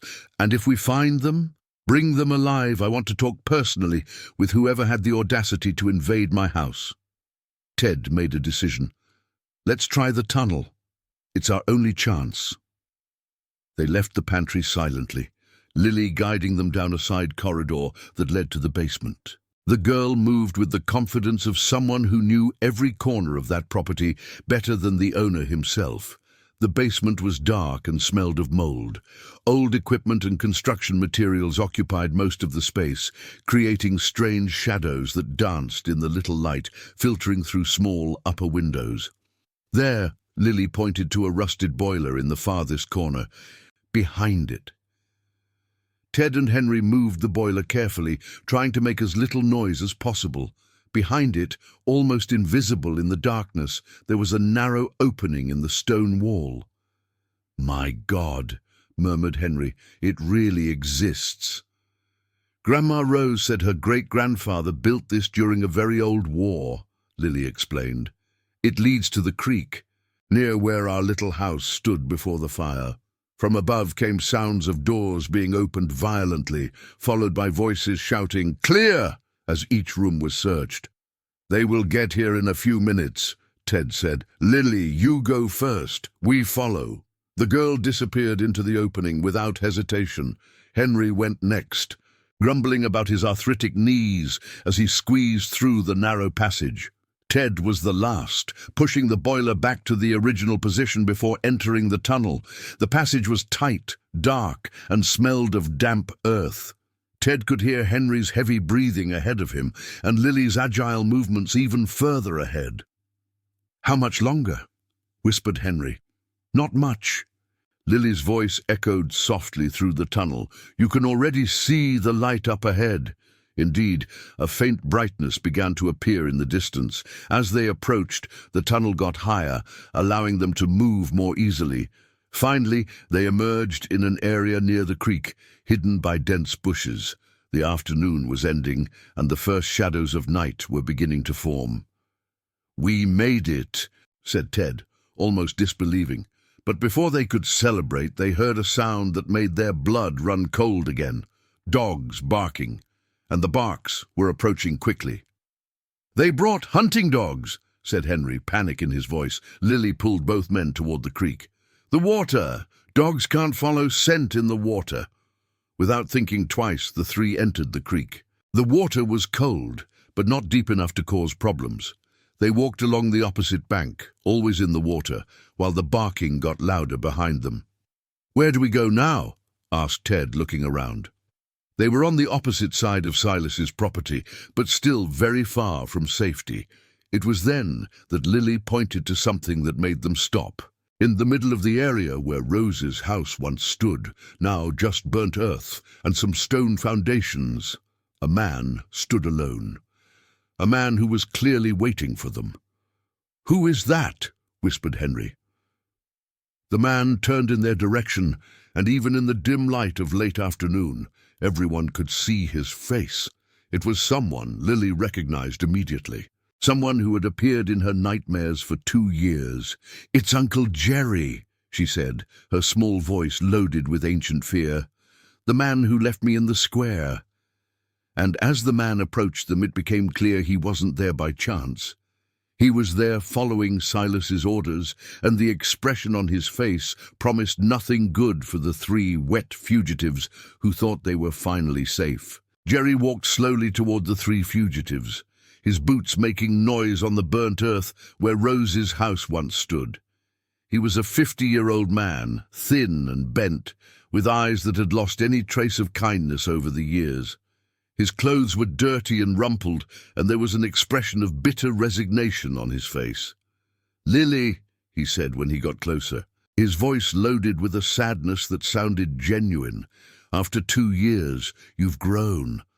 "Uncle Jerry," Lily whispered, instinctively hiding behind Ted. "Why did you leave me alone in the square?" The girl's question made the man stop and close his eyes for a moment. When he opened them again, tears were running down his wrinkled face. "Because I'm a coward," he replied simply, "and because Silas Sterling offered me more money than I had ever seen in my life to ensure you disappeared." Ted felt anger burn in his chest. "You sold your own niece?" "She isn't my real niece," Jerry said, but his voice was broken by shame. "I'm just a neighbor Rose asked to take care of her if something happened, and when Silas showed up at my door with a suitcase of money..." He paused, swallowing hard. "I thought it would be easier for her to grow up in an orphanage than to starve with me." "But you didn't take me to an orphanage," Lily said, her voice small but firm. "You left me in the square and never came back." "Because I found out Silas had lied. He didn't want to send you to an orphanage. He wanted to send you to other places. Places where children disappear forever." Jerry wiped the tears with the back of his dirty hand. "When I understood what he really intended to do, I panicked. I left you in the square because I didn't know what to do. But I also couldn't hand you over to him." Henry observed the scene with growing interest. "And now he sent you here to finish what started 2 years ago." Jerry nodded miserably. "Silas said if I brought Lily to him, he would forgive my debt and let me leave Willow Creek forever, if I didn't bring her." He didn't finish the sentence, but the fear in his eyes said it all. "What debt?" Ted asked. "For the last 2 years I've been trying to drink to forget what I did to Lily. Silas supplies the drink, but charges interest I can't pay. Now I owe more than I could earn in 10 years of work." It was a typical web of manipulation by Silas. Create dependency, then use that dependency to control people. Jerry had been transformed into just another tool in the hands of the man who controlled Willow Creek through fear and need. "Uncle Jerry," Lily stepped slightly away from behind Ted, "you don't need to hand me over to the bad man. You can come with us. We can find a way to help you." The offer of forgiveness from a 4-year-old child to the man who had abandoned her was like a punch in the stomach to everyone present. Jerry fell to his knees on the burnt earth, sobbing like a child. "I don't deserve your kindness," he cried. "I failed you when you needed protection most." It was then that they heard voices approaching. Silas's men had lost the trail at the creek, but they were doing a systematic search of the area and would soon reach where they were. "Jerry," said Ted urgently, "if you really want to redeem yourself, help us now. How do we get out of here without being seen?" Jerry stood up, wiping his face with his shirt sleeve. "There is an old trail that goes straight to the church. Passing behind the cemetery, Rose showed me once, said it was used during midnight masses in her grandparents' time. Can you guide us?" "I can, but if Silas finds out I helped you..." The fear returned to Jerry's eyes. "If we stay here, we all die," said Henry pragmatically. "Silas can't leave witnesses alive after today." The truth of those words hit Jerry like a revelation. He had been naive to believe Silas would let him leave after handing over Lily. Men like Silas didn't leave loose ends. "You are right," he said finally. "Let's go to the trail, but we need to hurry." Jerry guided them through an almost invisible path between dense trees and thorny bushes.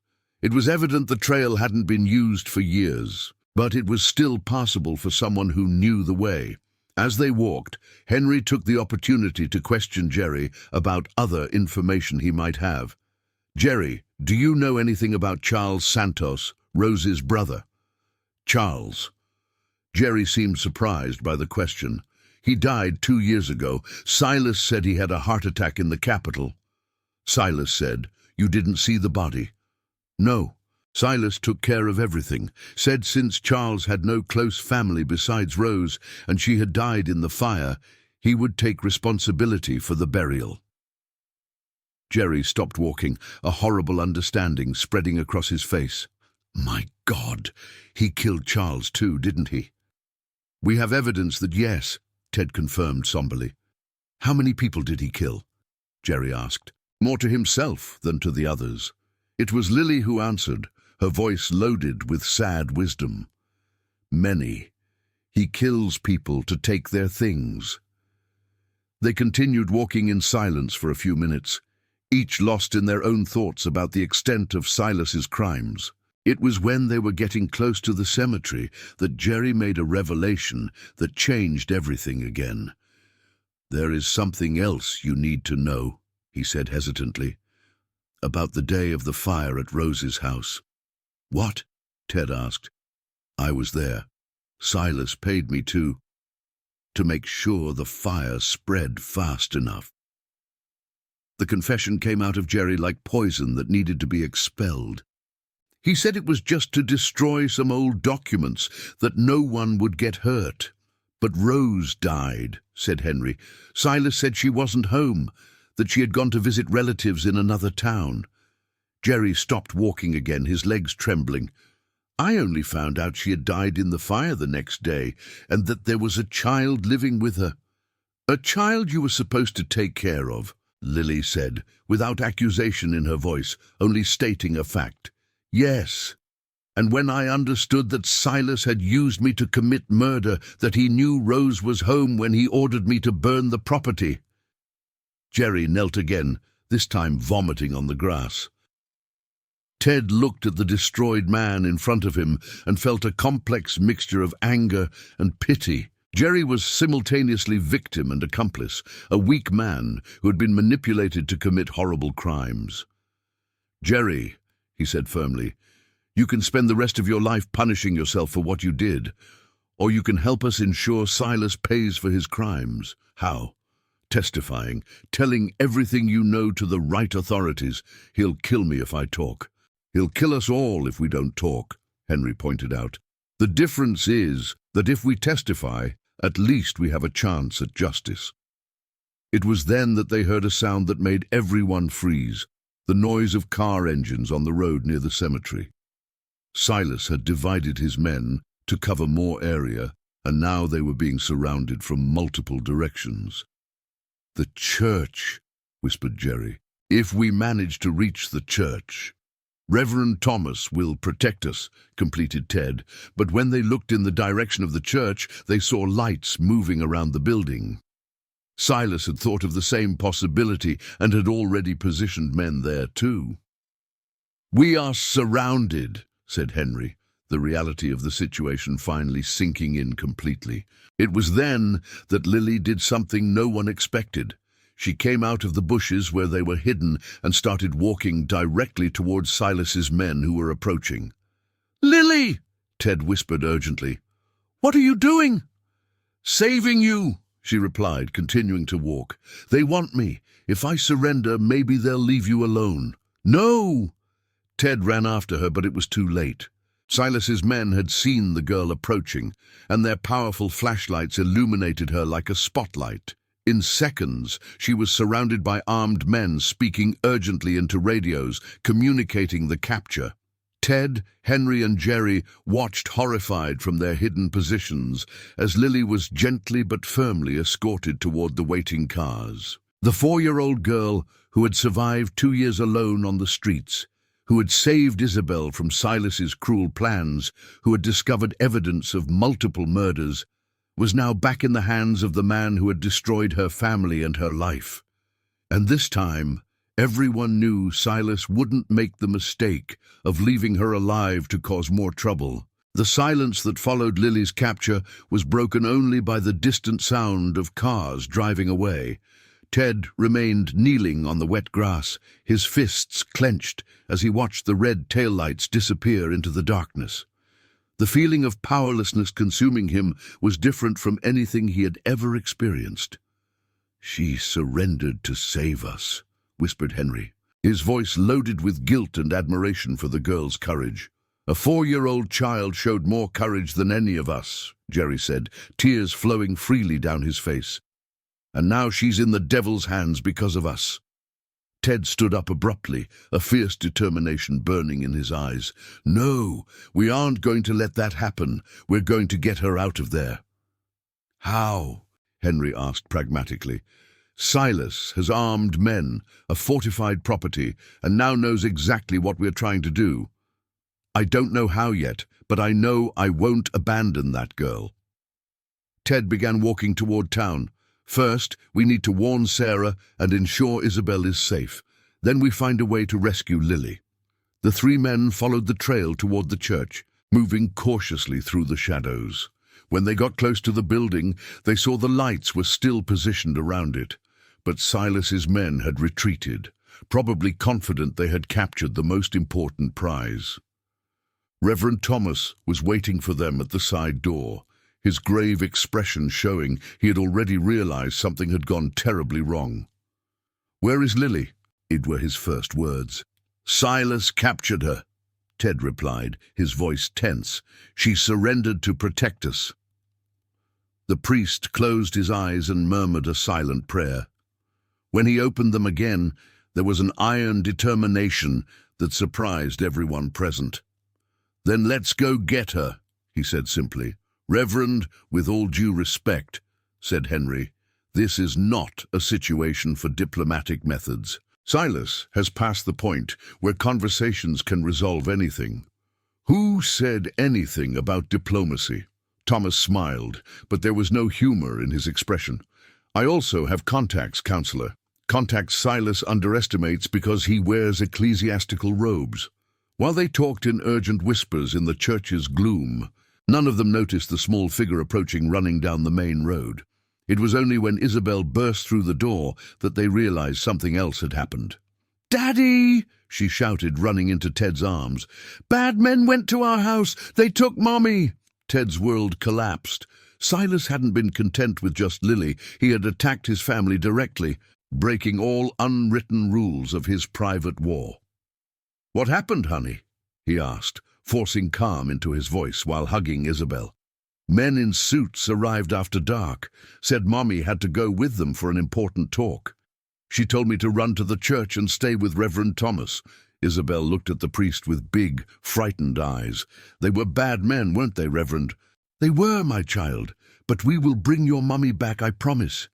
Jerry, who had stayed quiet since they arrived at the church, finally spoke up. "Silas is gathering all the people important to him in one night. This isn't a coincidence."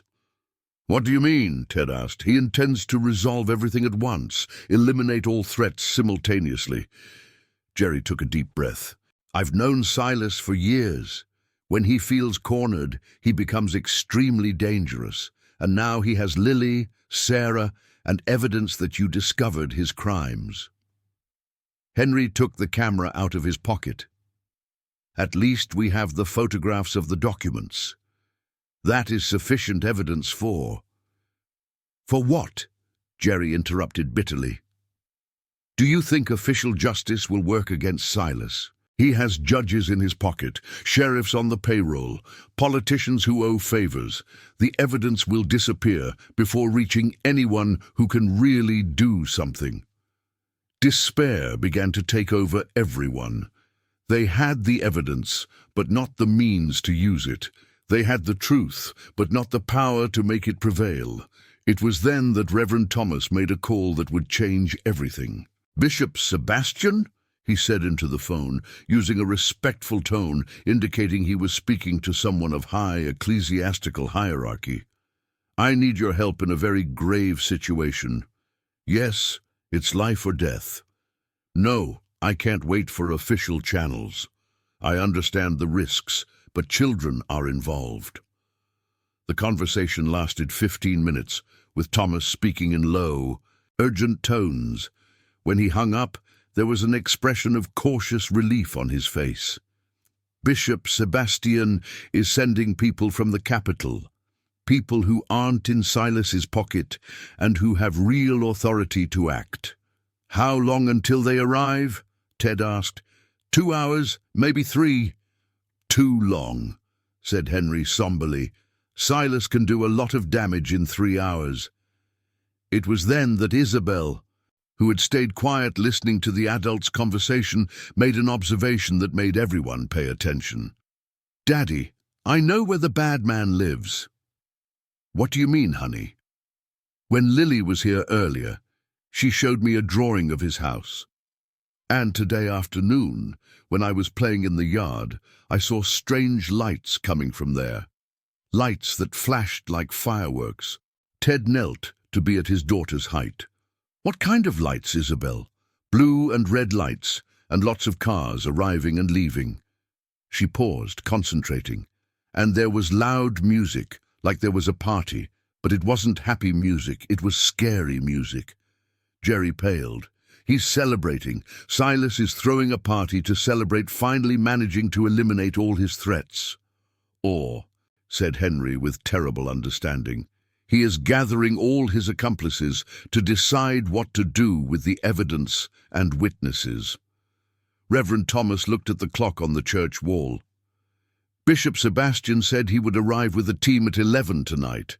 It's 8:30 now." 2.5 hours, murmured Ted. "We need to ensure Lily and Sarah survive for 2.5 hours. "How?" Jerry asked. "We can't simply storm his property with 4 men and a child." "We can't storm," agreed Reverend Thomas, "but we can create a distraction." "What kind of distraction?" "The kind Silas won't be able to ignore. The kind that forces him to divide his attention between guarding his prisoners and dealing with an external threat." Thomas went to the small office where he kept the church phone and made a series of quick calls. Ted could hear only fragments of the conversations, but it was evident the priest was mobilizing a network of contacts no one imagined he possessed. "Who are you calling?" Henry asked when Thomas finished. "Every farmer who was harmed by Silas's schemes in recent years. Every family that lost property, suffered inexplicable losses, was forced to accept bad contracts. And what are you going to tell them? The truth, that we have concrete evidence that Silas harmed them deliberately, and that this is the only chance to get justice." Ted felt a spark of hope light up in his chest. "You are organizing the community against him." "I am organizing the justice that should have happened years ago," Thomas corrected.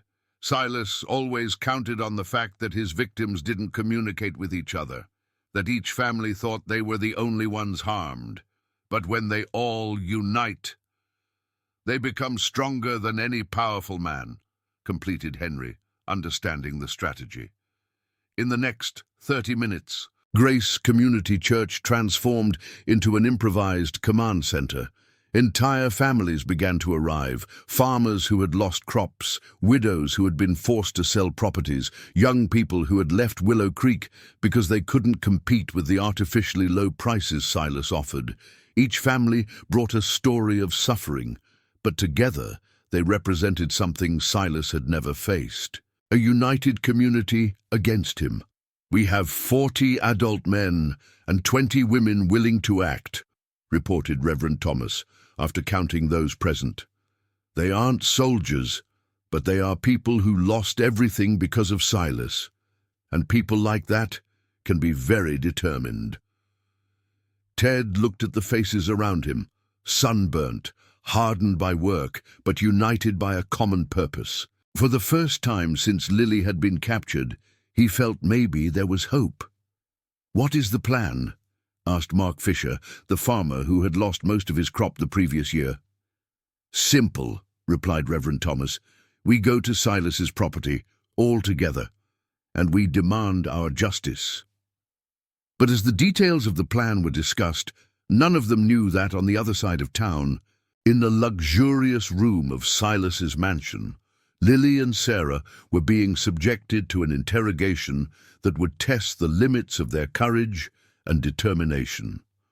In the luxurious room of Silas's mansion, heavy curtains completely blocked external light, creating a claustrophobic environment illuminated only by a desk lamp casting sinister shadows on the walls. Sarah was sitting in a leather chair, her hands tied behind her back, while Lily remained on the floor beside her, also restrained but treated with a cruel delicacy that only emphasized her vulnerability. Silas paced back and forth before them, his impeccable suit contrasting with the coldness of his eyes. He had swapped the mask of respectable businessman for the real face of a predator who had finally cornered his prey. "Mrs. Miller," he said, his voice maintaining a false tone of courtesy, "I hope you understand this situation could have been avoided if your husband had accepted my initial commercial offer." "Your blackmail offer, you mean?" Sarah replied, keeping her voice firm despite the fear she felt. "Threatening children isn't business, it's a crime." Silas laughed humorlessly. "Crime, ma'am? I've controlled the definition of crime in this region for 15 years. Crime is what I decide is crime." Lily, who had stayed silent since her capture, finally looked up to face him. "You killed my Grandma Rose." "Your grandma died in an accident," Silas replied automatically, but there was a crack in his composure. "It wasn't an accident. I saw you talking to Uncle Jerry before the fire started. I saw you give him money." Lily's voice was small, but loaded with unshakable certainty. "And then you killed Uncle Charles, too." The silence that followed was loaded with tension. Silas stopped pacing and knelt in front of Lily, his cold eyes studying the girl's face. "You are smarter than I thought," he said finally. "More dangerous, too. A child who can connect dots adults can't is problematic." "Leave her alone," Sarah said firmly. "If you have a problem with me or my husband, resolve it with us. Don't involve a child." "Ah, but that is exactly where your reasoning is wrong, Mrs. Miller. This child isn't just involved. She is the center of everything." Silas stood up, resuming his pacing. "She is the only living witness to crimes I committed 2 years ago. The only person who can connect my presence to the Rose Santos property fire. That's why you tried to make her disappear when she was smaller," Sarah understood. "You paid Jerry to get rid of her. I paid Jerry to do the job right. Unfortunately, he developed a conscience at the last minute." Silas smiled cruelly. "But unresolved problems have a way of coming back to haunt us, don't they?" It was then that the door opened, and Regina Vance entered. now without any pretense of being a legitimate social worker. Her hair was messy, her clothes rumpled, and there was an expression of barely disguised panic on her face. "Silas, we have problems," she said without preamble. "What kind of problems?" "The kind involving bishops calling county sheriffs, asking about unauthorized operations in Willow Creek." Regina poured herself a shot of whiskey from the bottle on the table. "The kind involving people in the capital, asking questions about property documents that should have been buried 2 years ago." Silas felt the first real flash of fear he had experienced in years. How did they know? Apparently someone photographed your private files. The images are already being analyzed by experts in forged documents. Impossible.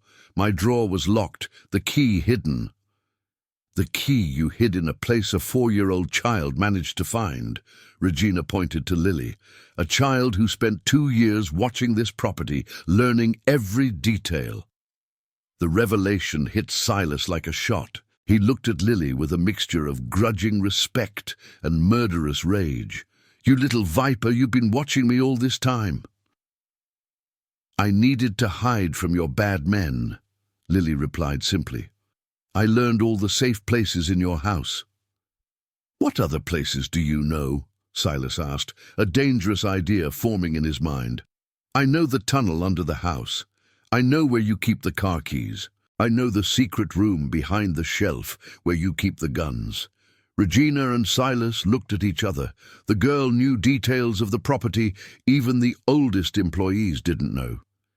"She could be useful," Regina murmured. "As a hostage, you mean?" "As a guide. If the situation deteriorates, we need all possible escape routes." It was at that moment that the sound of car engines reached them, coming from the access road. Not 1 or 2 cars, but many. The noise grew as they approached, accompanied by human voices echoing in the night. Silas ran to the window and slightly pulled back the curtain. What he saw made his blood run cold. Dozens of cars and trucks were coming up his private road, loaded with people he recognized as local farmers. And in front of everyone, walking with relentless determination, was Ted Miller.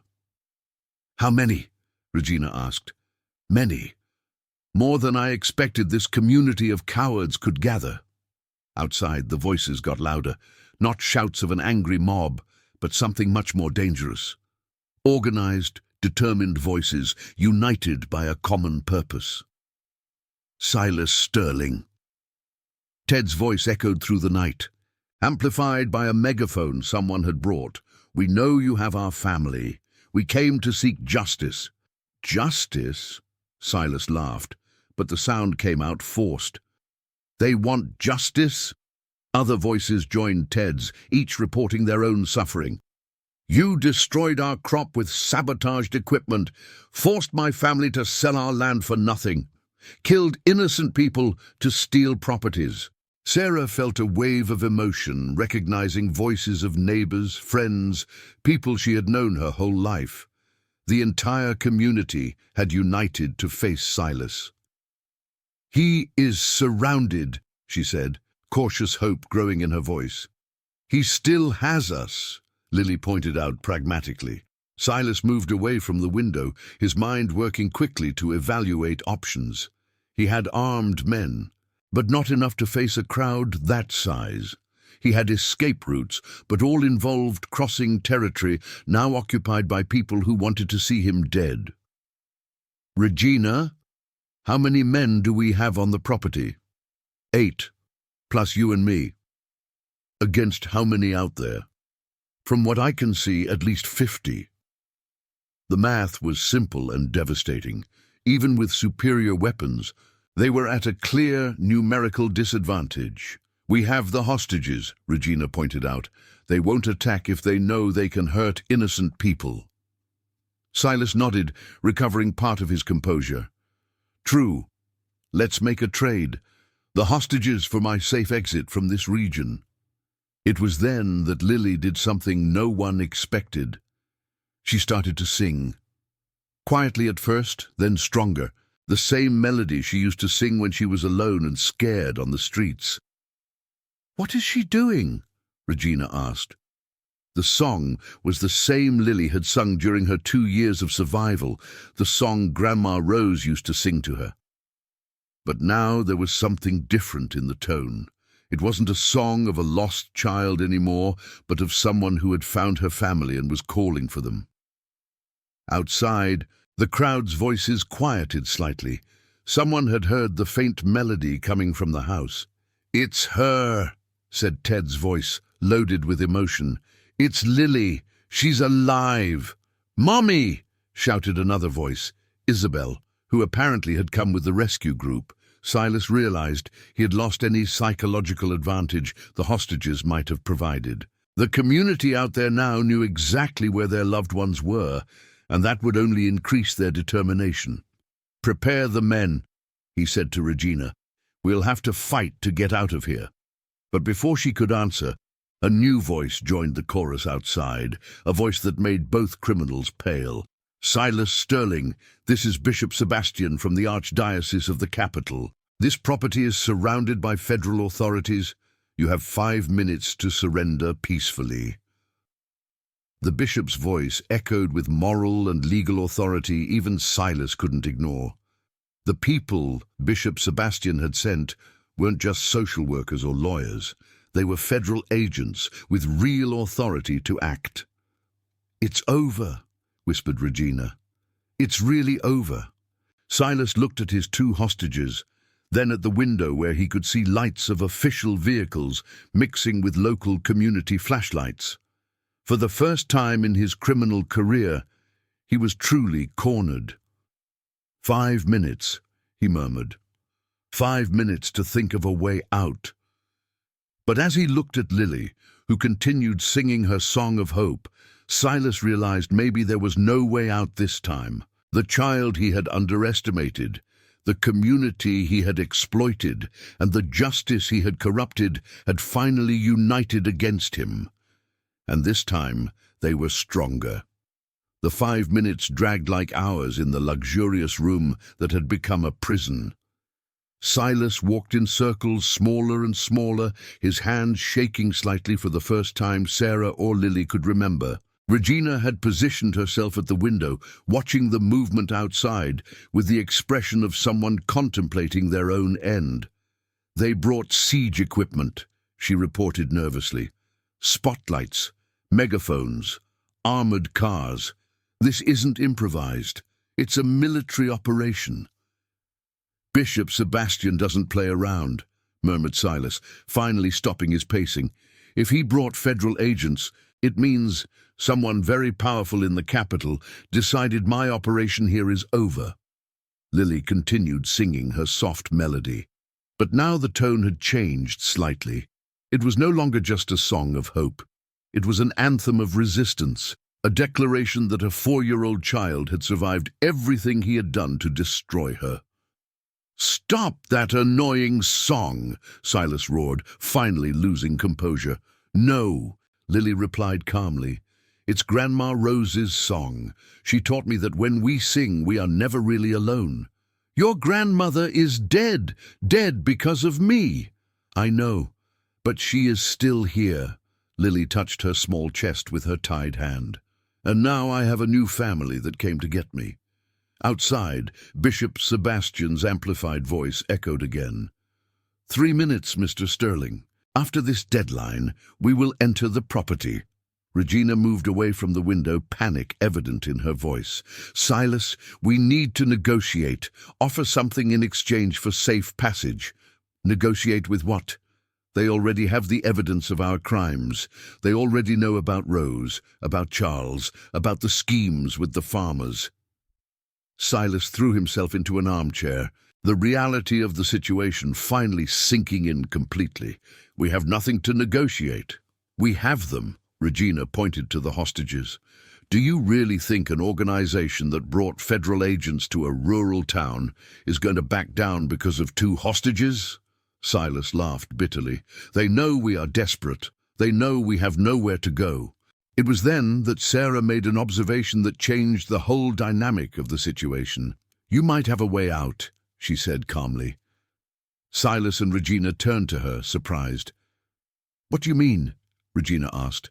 "Full confession, total collaboration with authorities, revelation of all crimes, all victims, all accomplices." Sarah looked directly into Silas's eyes. "In exchange for treatment as justice collaborators, instead of fugitives resisting arrest, are you suggesting we surrender?" "I'm suggesting you choose between life imprisonment for armed resistance or imprisonment with possibility of eventual parole for collaboration." The silence that followed was broken by Lily's voice. "Uncle Silas," she said, using for the first time a title that wasn't loaded with fear, "can you tell the truth about what happened to Grandma Rose, so she can rest in peace?" The simple question of a child hit Silas in a way all external threats hadn't managed. He looked at that small girl who had survived 2 years on the streets because of his crimes, who had found courage to save other people despite everything she had suffered, and for the first time in decades felt something he had almost forgotten: genuine regret. "She was sleeping when the fire started," he said finally, his voice coming out hoarse. "Jerry had guaranteed the house was empty. When I found out Rose was there, it was too late to stop." "But you didn't try to save her," Lily said. It wasn't an accusation, just a statement of fact. "No, I was more worried about leaving no traces." Silas closed his eyes. "And when you showed up the next day looking for her, I knew I had created a problem that would one day come back to haunt me. That's why you sent Jerry to take me away. That's why. But Jerry had a conscience at the last minute and abandoned you in the square instead of handing you over to—" Silas stopped, realizing he was confessing even worse crimes. "To whom?" Sarah asked, horror growing in her voice. "To people who make children disappear forever," Regina answered for him, her own voice loaded with self-accusation. "People I knew from my time working with special cases in the capital." The full confession was pouring out now, as if an emotional dam had finally broken, years of carefully hidden crimes being revealed in the presence of the two people most affected by them. "And Charles?" Sarah asked. "Slow poisoning, passed for a heart attack in exams." Silas was now speaking as if he were being confessed by a priest. "I needed his signature to legalize the property transfer. When I got it, he became disposable." Outside, Bishop Sebastian's voice echoed for the last time. "Time's up. Entering the property." The sound of engines and organized steps began to approach the house. Regina ran to the window and saw agents dressed in black positioning themselves around the mansion with military precision. "They are coming," she announced unnecessarily. Silas stood up slowly, looking one last time at Lily. "You won, little one. Your grandma can rest in peace now." "I forgive you," Lily said simply, her words echoing through the room like a bell.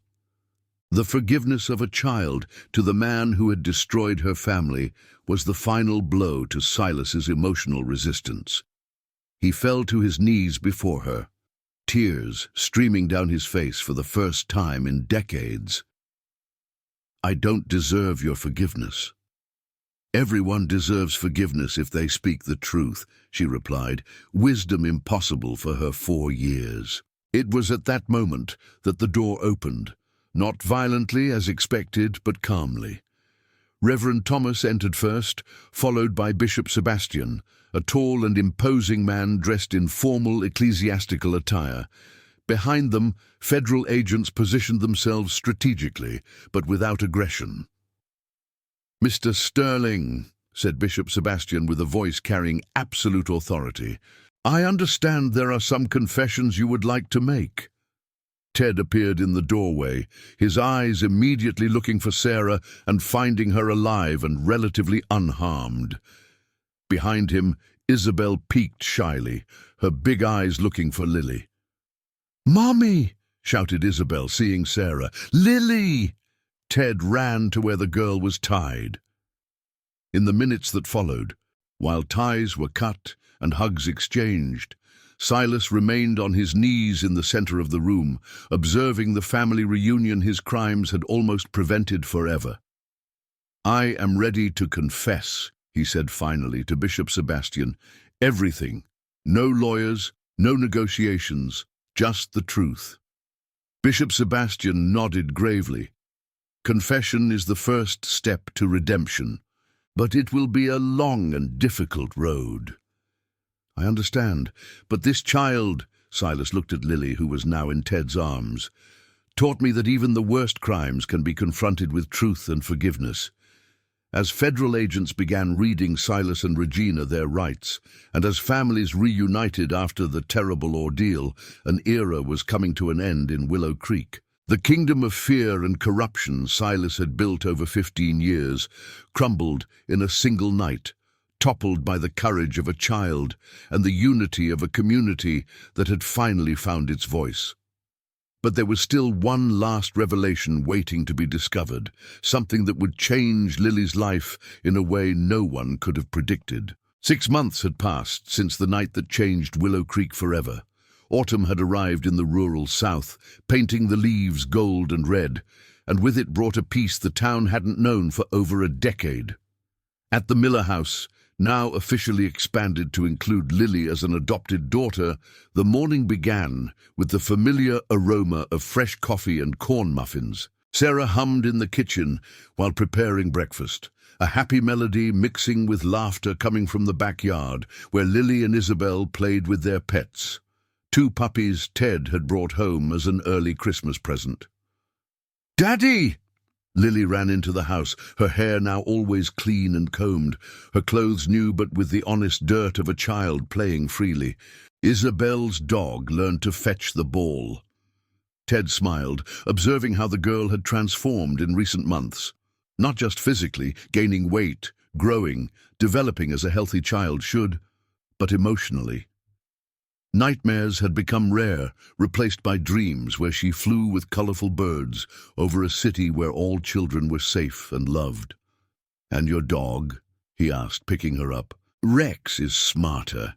He already knows when I'm going to be sad before I even know," Lily replied, with the seriousness she still occasionally showed when talking about emotions. "Then he comes and stays with me until I feel better." Through the kitchen window, Ted could see the property that now included the land that once belonged to Rose Santos. The discovery that changed everything had arrived 3 months ago, when Henry Moore finally managed to locate the original inheritance documents for Lily. Reverend Thomas appeared at the kitchen door, bringing with him the morning smell of dew and an expression of quiet satisfaction that had become his trademark since the truth about Silas was exposed.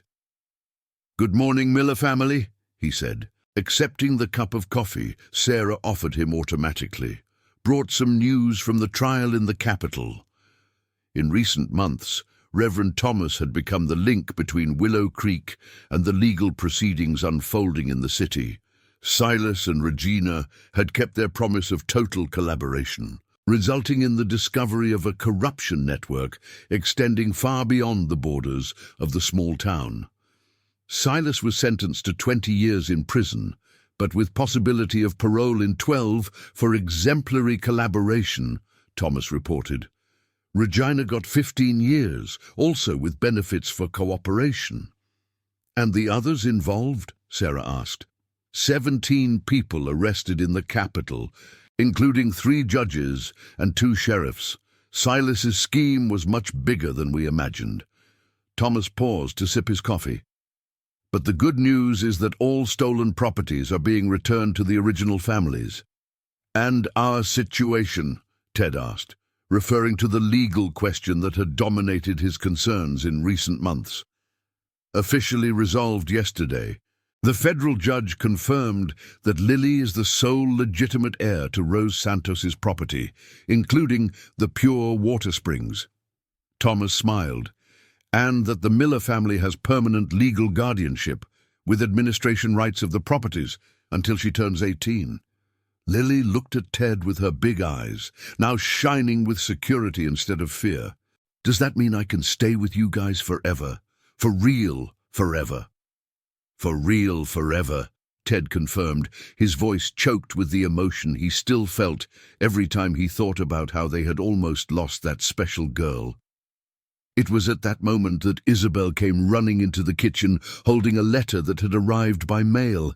"Daddy, there's a letter for Lily," she announced excitedly, with a pretty stamp from a city I can't pronounce. Ted examined the envelope. It was from Savannah, Georgia, and had a sender's name that made his heart race: Charles Fisher. During investigations into Silas's network, information had surfaced about other victims of similar schemes in different regions. One of these investigations had led federal agents to Charles, who worked as a civil engineer and had lost his first company due to fraudulent contracts with suppliers connected to Silas's network. "Who is Charles Fisher?" Lily asked, noticing the adult's reaction. Reverend Thomas and Ted looked at each other.